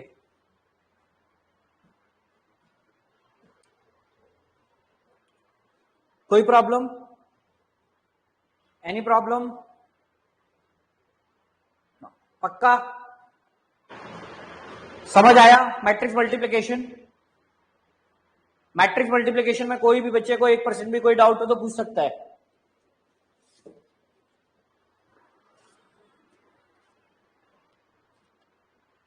कोई डाउट नहीं? हाँ या ना? जल्दी बोल भाई। चलिए आगे बढ़े।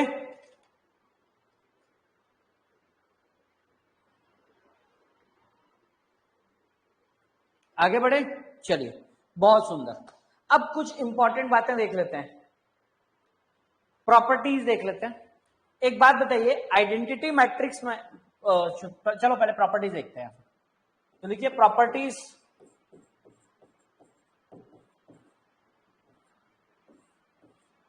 Of matrix multiplication, of matrix multiplication. तो सबसे पहले प्रॉपर्टी लिखें, first, matrix multiplication is not commutative in general. तो इन जनरल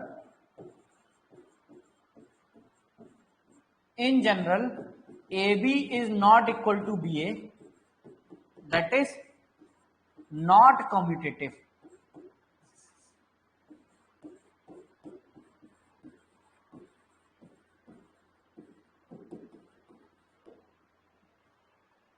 क्लियर है? अच्छा अब एक चीज मैं यहां पर आपको बता दूं, एक चीज आपको वैसे बताने की जरूरत नहीं, कई बार ऐसा भी हो जाता है, हम देख चुके हैं कि ए बी डिफाइंड है पर बी ए डिफाइंड ना हो, है ना। पर यहां पर एक चीज रखिए कि अगर ए बी, अगर कभी ऐसा हो जाए, if A B is equals to minus of B A, भाई बराबर तो होगा नहीं, है ना। पर अगर कभी एक दूसरे के नेगेटिव आ जाए तो then it is anti commutative. इसे क्या बोलेंगे? Then it is, then A B anti commutative. कभी कभार एक आध भूले भटके एग्जाम में यूज हो जाता है ये टर्म, इसलिए मैंने बता दिया। एंटी कॉम्यूटेटिव आप लोग केमिस्ट्री में ऑर्गेनिक कंपाउंड्स पढ़ेंगे, जब ऑर्गेनिक केमिस्ट्री पढ़ेंगे एरोमेटिक कंपाउंड्स पढ़ते हैं ना, aromatic, non aromatic, anti aromatic, है ना। तो ऐसे ही कॉम्यूटेटिव, नॉन कॉम्यूटेटिव और एंटी कॉम्यूटेटिव। क्लियर है? चलिए बहुत सुंदर। सेकंड करें, सेकंड प्रॉपर्टी डिस्ट्रीब्यूटिव ये होता है ना, डिस्ट्रीब्यूटिव होता है, एसोसिएटिव होता है। तो मैं जल्दी से लिख देता हूं कि ए बी सी अगर है, तीन मैट्रिक्स का मल्टीप्लिकेशन कर रहा है, तो आप पहले दो किसी को भी चूज कर लीजिए। यानी आप अगर इन दोनों का मल्टीप्लाई कर सकते हैं तो वो कर दीजिए, बाद वाले का कर सकते हैं तो वो कर दीजिए, बशर्ते डिफाइन होना चाहिए, बशर्ते डिफाइन होना चाहिए।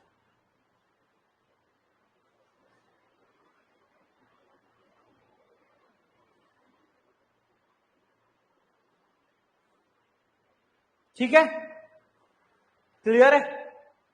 तीसरा, किसी भी मैट्रिक्स का अगर हम आइडेंटिटी मैट्रिक्स से मल्टीप्लाई करें, अगर हम किसी मैट्रिक्स का आइडेंटिटी मैट्रिक्स से मल्टीप्लाई करें बशर्ते वो डिफाइन हो, तो इसमें लिख देते हैं ए अगर मैंने ले लिया m क्रॉस n, समझना, ठीक है। तो a इंटू आई एन, आई कितने ऑर्डर का है? n क्रॉस n, तो ये वापस से ए मैट्रिक्स मिल जाएगी मुझे, हाँ या ना। अगर मुझे यहां पर बच्चों बताओ, अगर अगर प्री मल्टीप्लिकेशन में आई कर दूं तो इसका ऑर्डर क्या होना होगा? अगर प्री मल्टीप्लिकेशन में आई आ जाए,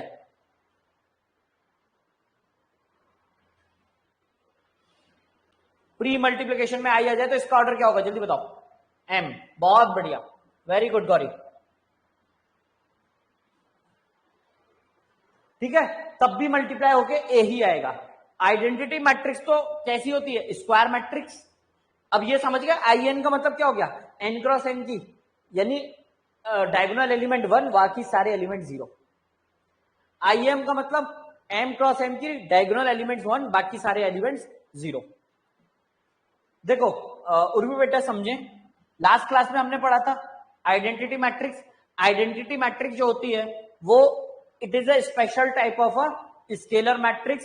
scalar matrix special type of diagonal matrix, and diagonal matrix is a type of और special type of type of square matrix, है ना। तो सबसे पहले तो आइडेंटिटी मैट्रिक्स जो होगी उसमें number of row number of column के बराबर है। ए जो है उसमें m नंबर ऑफ रोज है, n नंबर ऑफ कॉलम्स है। अब अगर a को i से मल्टीप्लाई करना है, समझना, ये m क्रॉस n है, तो इसका जो ऑर्डर है वो n क्रॉस n होना पड़ेगा, तभी ये दोनों बराबर होंगे। क्या ये बात समझ आ रही है उर्वी? तो आइडेंटिटी मैट्रिक्स अगर हम पोस्ट मल्टीप्लीकेशन में रखेंगे तो आइडेंटिटी मैट्रिक्स का ऑर्डर क्या होगा? n cross n। और अगर मैं प्री मल्टीप्लीकेशन में रखना चाहता हूं तो भाई मुझे m क्रॉस m की रखनी पड़ेगी, तभी ये दोनों मल्टीप्लाई हो पाएंगे, बराबर हो पाएंगे। क्या ये बात समझ आ रही है? और दोनों ही सिचुएशन में देखो आप सॉल्व करोगे तो जो आपको मैट्रिक्स मिलेगी उसका ऑर्डर क्या होगा? भैया यहां पर n n cancel, m cross n, यहां पर m m cancel, m cross n, और a का ऑर्डर क्या था? m cross n। और ये तो हो गया ऑर्डर वेरिफिकेशन। आप मैट्रिक्स को भी मल्टीप्लाई करके देखना, सेम आएगा। क्लियर है? क्लियर है भाई सबको?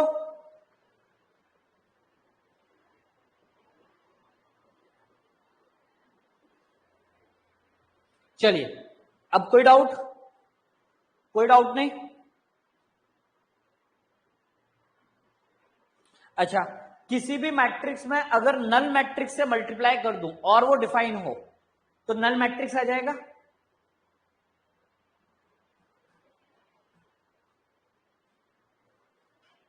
क्या ये बात सही है?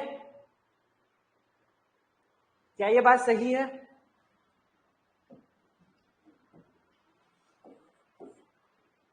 अगर ए मैट्रिक्स को मैं ओ मैट्रिक्स से मल्टीप्लाई कर दूं, है ना, तो I will get O null matrix. अच्छा, बट इसका रिवर्स ट्रू होगा क्या? यानी कि अगर दो मैट्रिक्स हैं, उन दोनों का मल्टीप्लिकेशन होके नल मैट्रिक्स आ रहा है, तो क्या इससे हम ये बता सकते हैं कि at least one of them will be null matrix? जैसे अभी तक आप क्या पढ़ते थे रियल नंबर्स में कि सर अगर x-2 और x+1 की वैल्यू 0 है तो x की वैल्यू या तो 2 होगी या तो x की वैल्यू -1 होगी। रियल नंबर्स में हम यही पढ़ते हैं भाई, अगर दो फैक्टर 0 है तो इधर दिस 0 और दैट 0, या फिर दोनों 0 हो, है ना। बट अगर मैं यही सेम फंडा अगर यहां पर बोलूं कि a into B null matrix है, देन इधर A और B और both of them will be null. तो भाई इस लॉजिक से यही होना चाहिए, लेकिन यहां ऐसा नहीं होता। तो लिखें यहां ऐसा नहीं होता, ठीक है। तो लिखें if A into B is O, then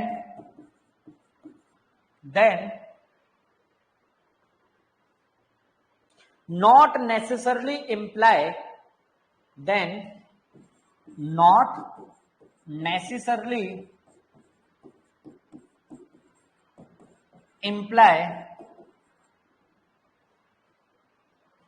that either one of them, that either A or B or both of them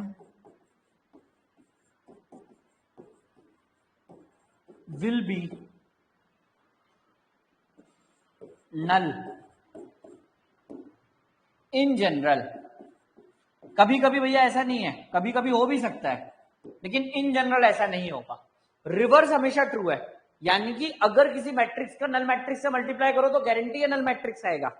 पर दो मैट्रिक्स मल्टीप्लिकेशन में दो मैट्रिक्सेस का मल्टीप्लाई करने पर अगर नल मैट्रिक्स आ रहा है तो इसकी कोई गारंटी नहीं है कि भैया एक उनमें से कोई नल रही होगी। क्या ये बात समझ आई? क्या ये बात समझ आती है आपको?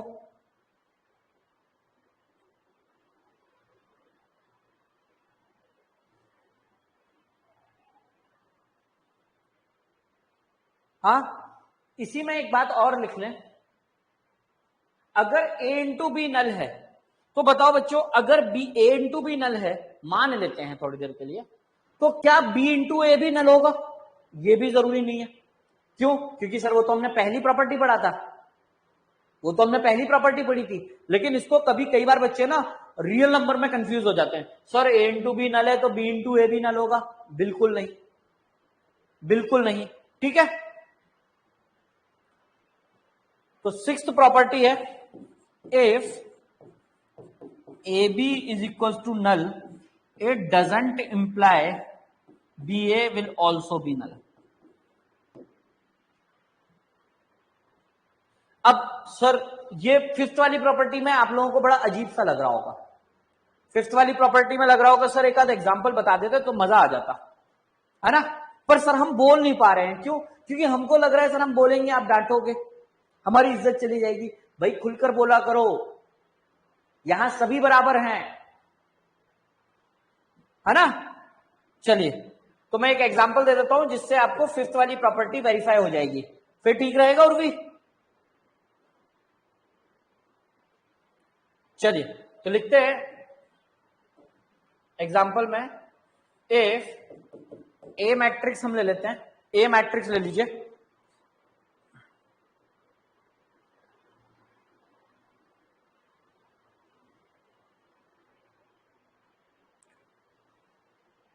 Zero -1 0 2,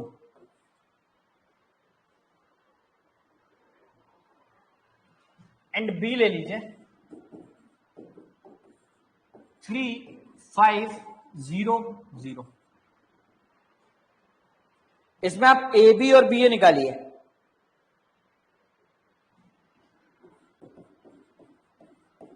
find A B and B ए।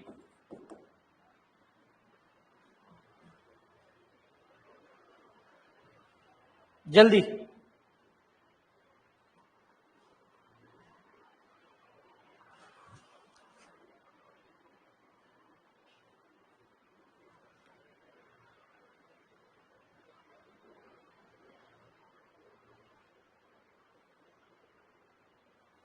हाँ भाई।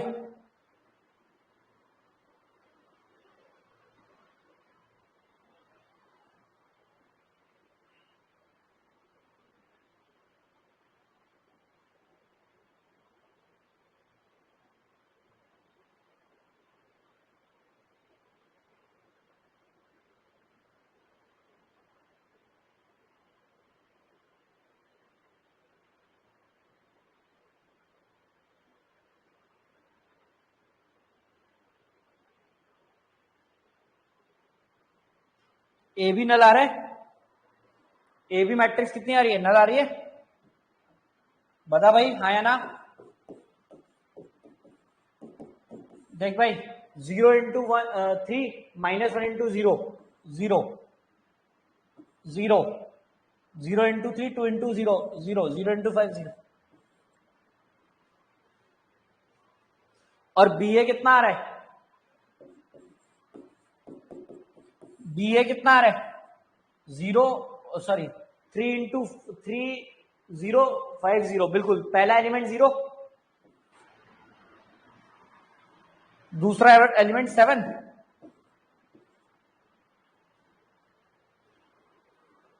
चलिए बहुत सुंदर। अब देखो ये दोनों कंडीशन वेरीफाई हो गई। पीछे आइए, ए बी नल है, then not necessarily imply that either A और B or both of them will be नल।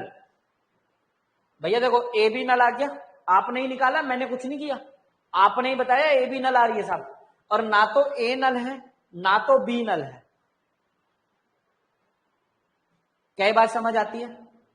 ऐसा क्यों हो रहा है? क्योंकि समझो यहां पर बेटा एक बार मल्टीप्लीकेशन नहीं हो रहा, यहां पर पूरे रो के एलिमेंट्स, पूरे कॉलम के एलिमेंट सारे मल्टीप्लाई होके ऐड हो रहे हैं। तो 2-3 स्टेप का प्रोसेस है ना, 2-3 स्टेप का प्रोसेस है, कहीं ना कहीं गड़बड़ हो सकती थी। ठीक, अच्छा और ये वाली जो प्रॉपर्टी है A B null doesn't imply B A null, ये भी वेरीफाई हो गई है, ये भी वेरीफाई हो गई। भाई ए बी नल आ रहा है बट बी ए नल नहीं है। बोल भाई हाँ या ना, चमका कि नहीं चमका?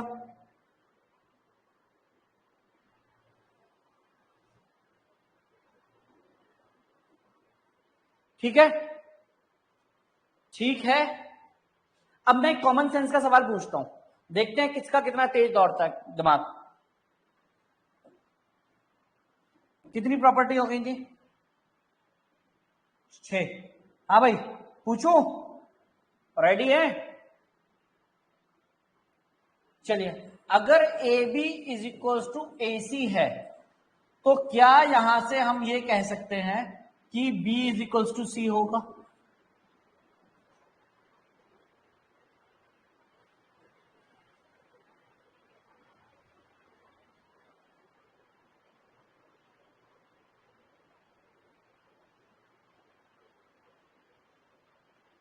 एक मिनट,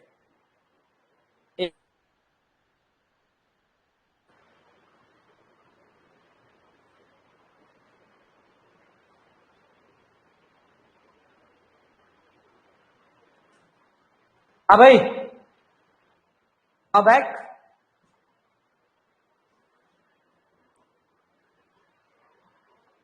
हाँ भाई, मैं ये कह रहा हूं अगर A B is equal to A C है तो क्या इसका मतलब ये होगा कि B is equal to C है? If AB is equals to AC, then will it imply B is equals to C? True or false? Divyansh, Awanish, बात समझ में आई? भाई मैंने कहा A B is equal to A C है but B is equal to C नहीं है, क्यों नहीं भाई? आप बताओ मुझे, अगर X Y is equal to X Z होता तो आप क्या करते हो? सर x को x से काट देते हैं।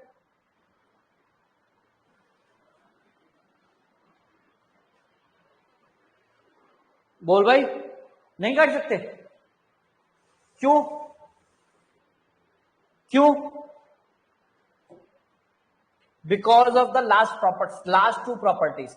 देखें, सही बात है, नहीं होगा। रीजन, इसको पहले तो लिख ले, ये कौन सी प्रॉपर्टी थी? 7th,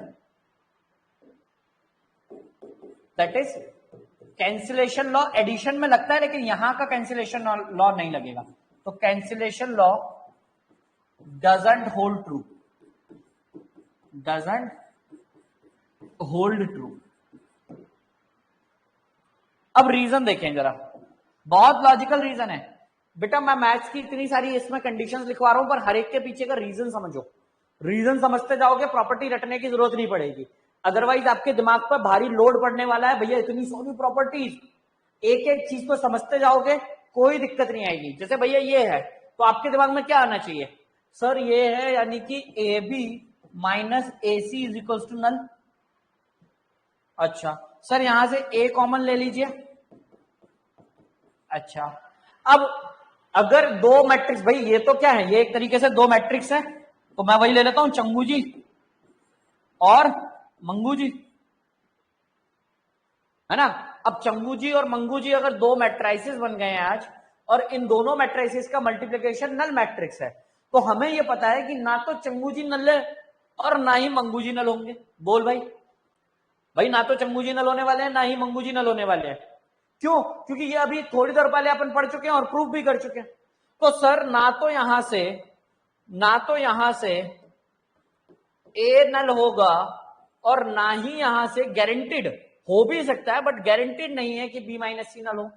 अगर बी माइनस सी नल नहीं है, तो यहां से बी नॉट इक्वल टू सी हो जाएगा। तो ये कौन सी प्रॉपर्टी है? ये पीछे वाली दोनों प्रॉपर्टी है कि अगर दो मैट्रिक्स का मल्टीप्लिकेशन नल मैट्रिक्स है, तो कभी भी हम ये कंक्लूड नहीं करेंगे कि उनमें से कोई एक नल रही होगी।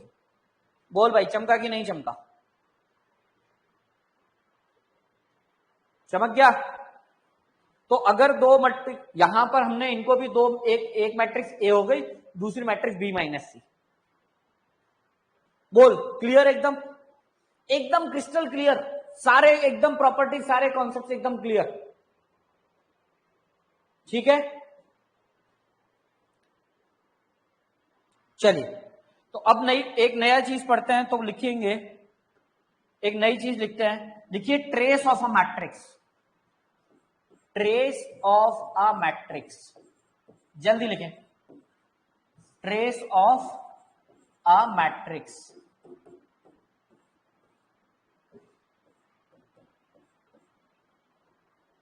तो देखें, ट्रेस का मतलब क्या होता है भैया? नाम जरूर अजीब सा है, बट इसमें कुछ नहीं है। एक क्या करेंगे, एक मैट्रिक्स लेंगे, स्क्वायर मैट्रिक्स, उसके डायगोनल एलिमेंट्स का sum, the sum of the diagonal elements of a square matrix will be known as the trace of a matrix. क्या बोला मैंने? देखिए, the sum of all diagonal elements, किसी को भैया छोड़ मत देना बस, ऑल डायगोनल एलिमेंट्स या entries of matrix A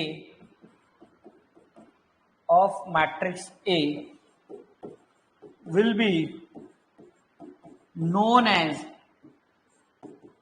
trace of matrix A. क्या ये बात क्लियर है? इसमें तो कुछ बता रहे, इसको डिनोट करते हैं ऐसे, टी आर ए। तो ये क्या हो जाएगा? Sigma over a i i, where i is equal to 1 से लेके i is equal to n, यानी कि ट्रेस ऑफ ए, ये A11 A22 up to AN। आसान है। ट्रेस, भाई नया टर्म इंक्लूड कर दिया उन्होंने, और कुछ नहीं है। ठीक है, तो यहां पर इसलिए बताया यहां पर इसलिए बताया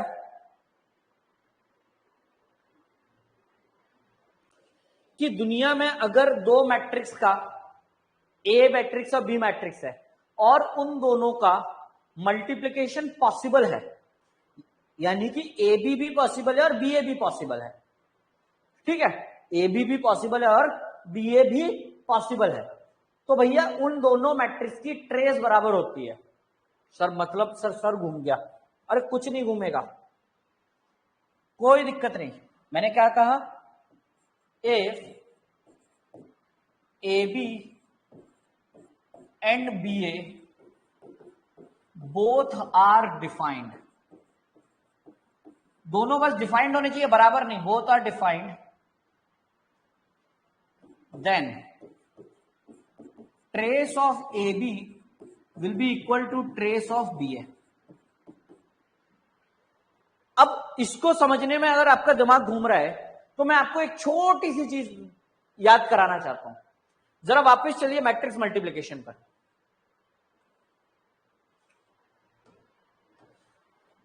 मैट्रिक्स मल्टीप्लिकेशन पर देखें भैया क्या हो रहा था, जरा फर्स्ट रो फर्स्ट कॉलम, रो आप प्री मल्टीप्लिकेशन से उठा रहे थे, पोस्ट मल्टीप्लिकेशन से आप कॉलम उठा रहे थे। बोल भाई हाँ या ना, बोल भाई हाँ या ना, जल्दी बोल। अच्छा, उसके अलावा आपको जो भी एलिमेंट चाहिए था, जैसे आपने suppose first row second column, first row second column का एलिमेंट उठाया, तो आपने क्या किया, सर यहां का फर्स्ट रो और यहां से सेकंड कॉलम।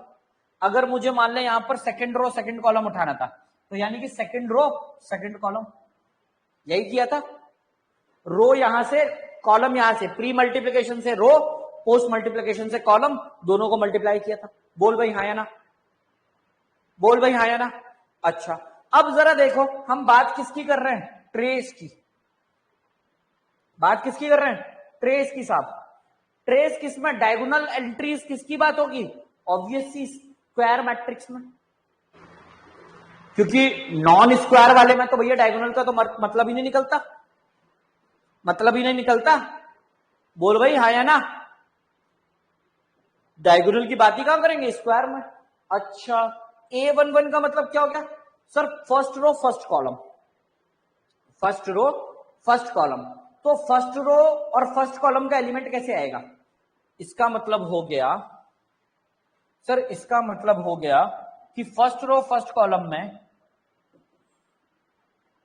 समझना जरा, ट्रेस ऑफ ए बी या ट्रेस ऑफ बी ए कुछ भी ले लूं, हर एक जगह पे क्या हो रहा है, ए और बी के सारे एलिमेंट्स आपस में मल्टीप्लाई होकर ऐड हो रहे हैं। A11 जैसे आपको मैं एक विजुअलाइजेशन के लिए बस समझा रहा हूं, है ना। ए मान लिया, मैं छोटा सा ले ले रहा हूं, A12 A21 A22, बी ले लिया मैंने, B11 B12 B21 B22। देखना जरा, अब ए बी की मैट्रिक्स का हम निकालते हैं, ट्रेस ऑफ ए बी। तो ए बी के लिए मुझे क्या चाहिए, ट्रेस के लिए क्या चाहिए, सिर्फ डायगोनल वाले एलिमेंट, सिर्फ डायगोनल वाले एलिमेंट। बोल भाई हाँ या ना, बोल भाई हाँ या ना। तो ए इंटू बी अगर सी आया तो मुझे चाहिए C11 और C22। अगर ए इंटू बी सी आया तो मुझे क्या चाहिए, ट्रेस ऑफ ए बी क्या हो जाएगा, C11 C22। C11 कैसे आएगा, A11 into B11 plus A12 into B21। बोल भाई हाँ या ना। अच्छा sir second row second column कैसे आएगा, A21 B12 और A22 B22। भाई सेकंड रो सेकंड कॉलम ऐसे ही तो आएगा, ये आपने यहां से सेकंड रो ली, यहां से सेकंड कॉलम लिया, ठीक। अब देख सभी पर गोला लग गया, यानी कि हर एक रो हर एक कॉलम के हर एलिमेंट के साथ मल्टीप्लाई हो गया। अब जब इसको रिवर्स करेंगे तब भी तो भैया ऐसे ही बनेगा। तब बस क्या हो रहा होगा, जब आप इसको रिवर्स करोगे, B11 A11 से होगा पर B12 A21 से हो जाएगा। तो वो एक आधा वाला पार्ट जो है वो किस में से चला जाएगा, बाद वाले में एडजस्ट हो जाएगा। आप निकालकर आप वेरीफाई कीजिएगा, ये आप लोग वेरीफाई करिएगा इन दोनों को लेके ए और B, trace of A B अलग से निकालना, ट्रेस ऑफ बी अलग से निकालना, इक्वेट करके चेक करना।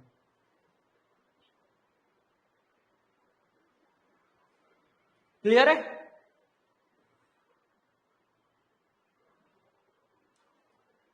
चलिए चलिए ठीक है, तो अब बढ़ते हैं दिन के लास्ट क्वेश्चन की तरफ, क्लास का लास्ट क्वेश्चन। तो क्वेश्चन लिखें, लिखिए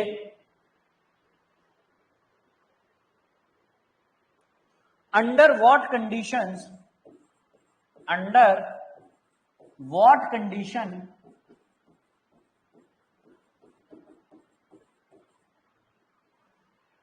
under what condition is the matrix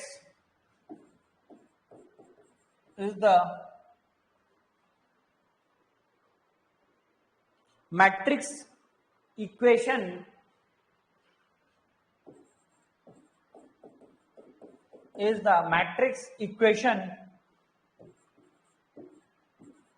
a square minus b square is equals to a minus b into A plus B holds true. देखो अगर रियल नंबर होते तो ये हमेशा हो रहा होता कंडीशन, भाई x minus y into x plus y is equal to x square minus y square होता है, ये तो जग जाहिर है ना। बट साहब यहां पर हो जाएगा, इस बात के लिए क्या कंडीशन होनी चाहिए? तो देखिए सॉल्यूशन, यहां पर A square minus B square ले रखते हैं, इसको सॉल्व करिए तो A square A B B A B square. Clear है? हाँ या ना, जल्दी बोल, क्लियर है? अच्छा अब देख, कैंसिलेशन ऑफ एडिशन तो कर ही सकते हैं भाई, एडिशन में कैंसिलेशन लॉ तो आज ही पढ़ा है, दोनों को कैंसिल किया, तो इसका मतलब क्या हो गया, A B minus B A is equals to null, यानी कि A B is equals to B A. ये कंडीशन होनी चाहिए, यानी कि ए और बी कॉम्यूटेटिव होने चाहिए। If A and B are two commutative matrices then this equation will hold true. क्या ये बात समझ आई? क्या ये बात समझ आई आपको? बोल भाई हाँ या ना। ठीक है, तो अब आप लोग सेकंड एक्सरसाइज एनसीईआरटी की मैट्रिसेस का जो मटेरियल अपलोड हुआ है उसकी एक्सरसाइज O1 और RD Sharma exercise number, RD Sharma में एल्जेब्रा ऑफ मैट्रिसेस के नाम से है ये चैप्टर, ठीक है, तो वहां पर आप लोग उसका लेवल 1 जो है उसे सॉल्व करेंगे। ठीक है, आरडी शर्मा के हिसाब से 2 एक्सरसाइजेस हो गई हैं हमारी। क्लियर है? मटेरियल ऑलरेडी अपलोडेड है, मटेरियल में से भी क्वेश्चन करना है। ठीक, सभी लोग होमवर्क चेक नहीं कराते हैं, गलत बात है ये। चलिए ठीक है, ओके, कोई बात नहीं, पुरानी है तो पुरानी से लगा लीजिए। ठीक है, चलिए ओके, तो आज की क्लास समझ आई? क्लास समझ आई? किसी को कोई डाउट? किसी भी बच्चे को कोई डाउट? Any doubts? जिन लोगों को जाना है, जिन लोगों की दूसरी क्लासेस हैं, वो लोग जा सकते हैं, बाकी अगर किसी को कोई डाउट हो तो वो पूछ सकता है। उर्वी रेगुलर रहिएगा बेटा, लास्ट क्लास में नहीं थे आप।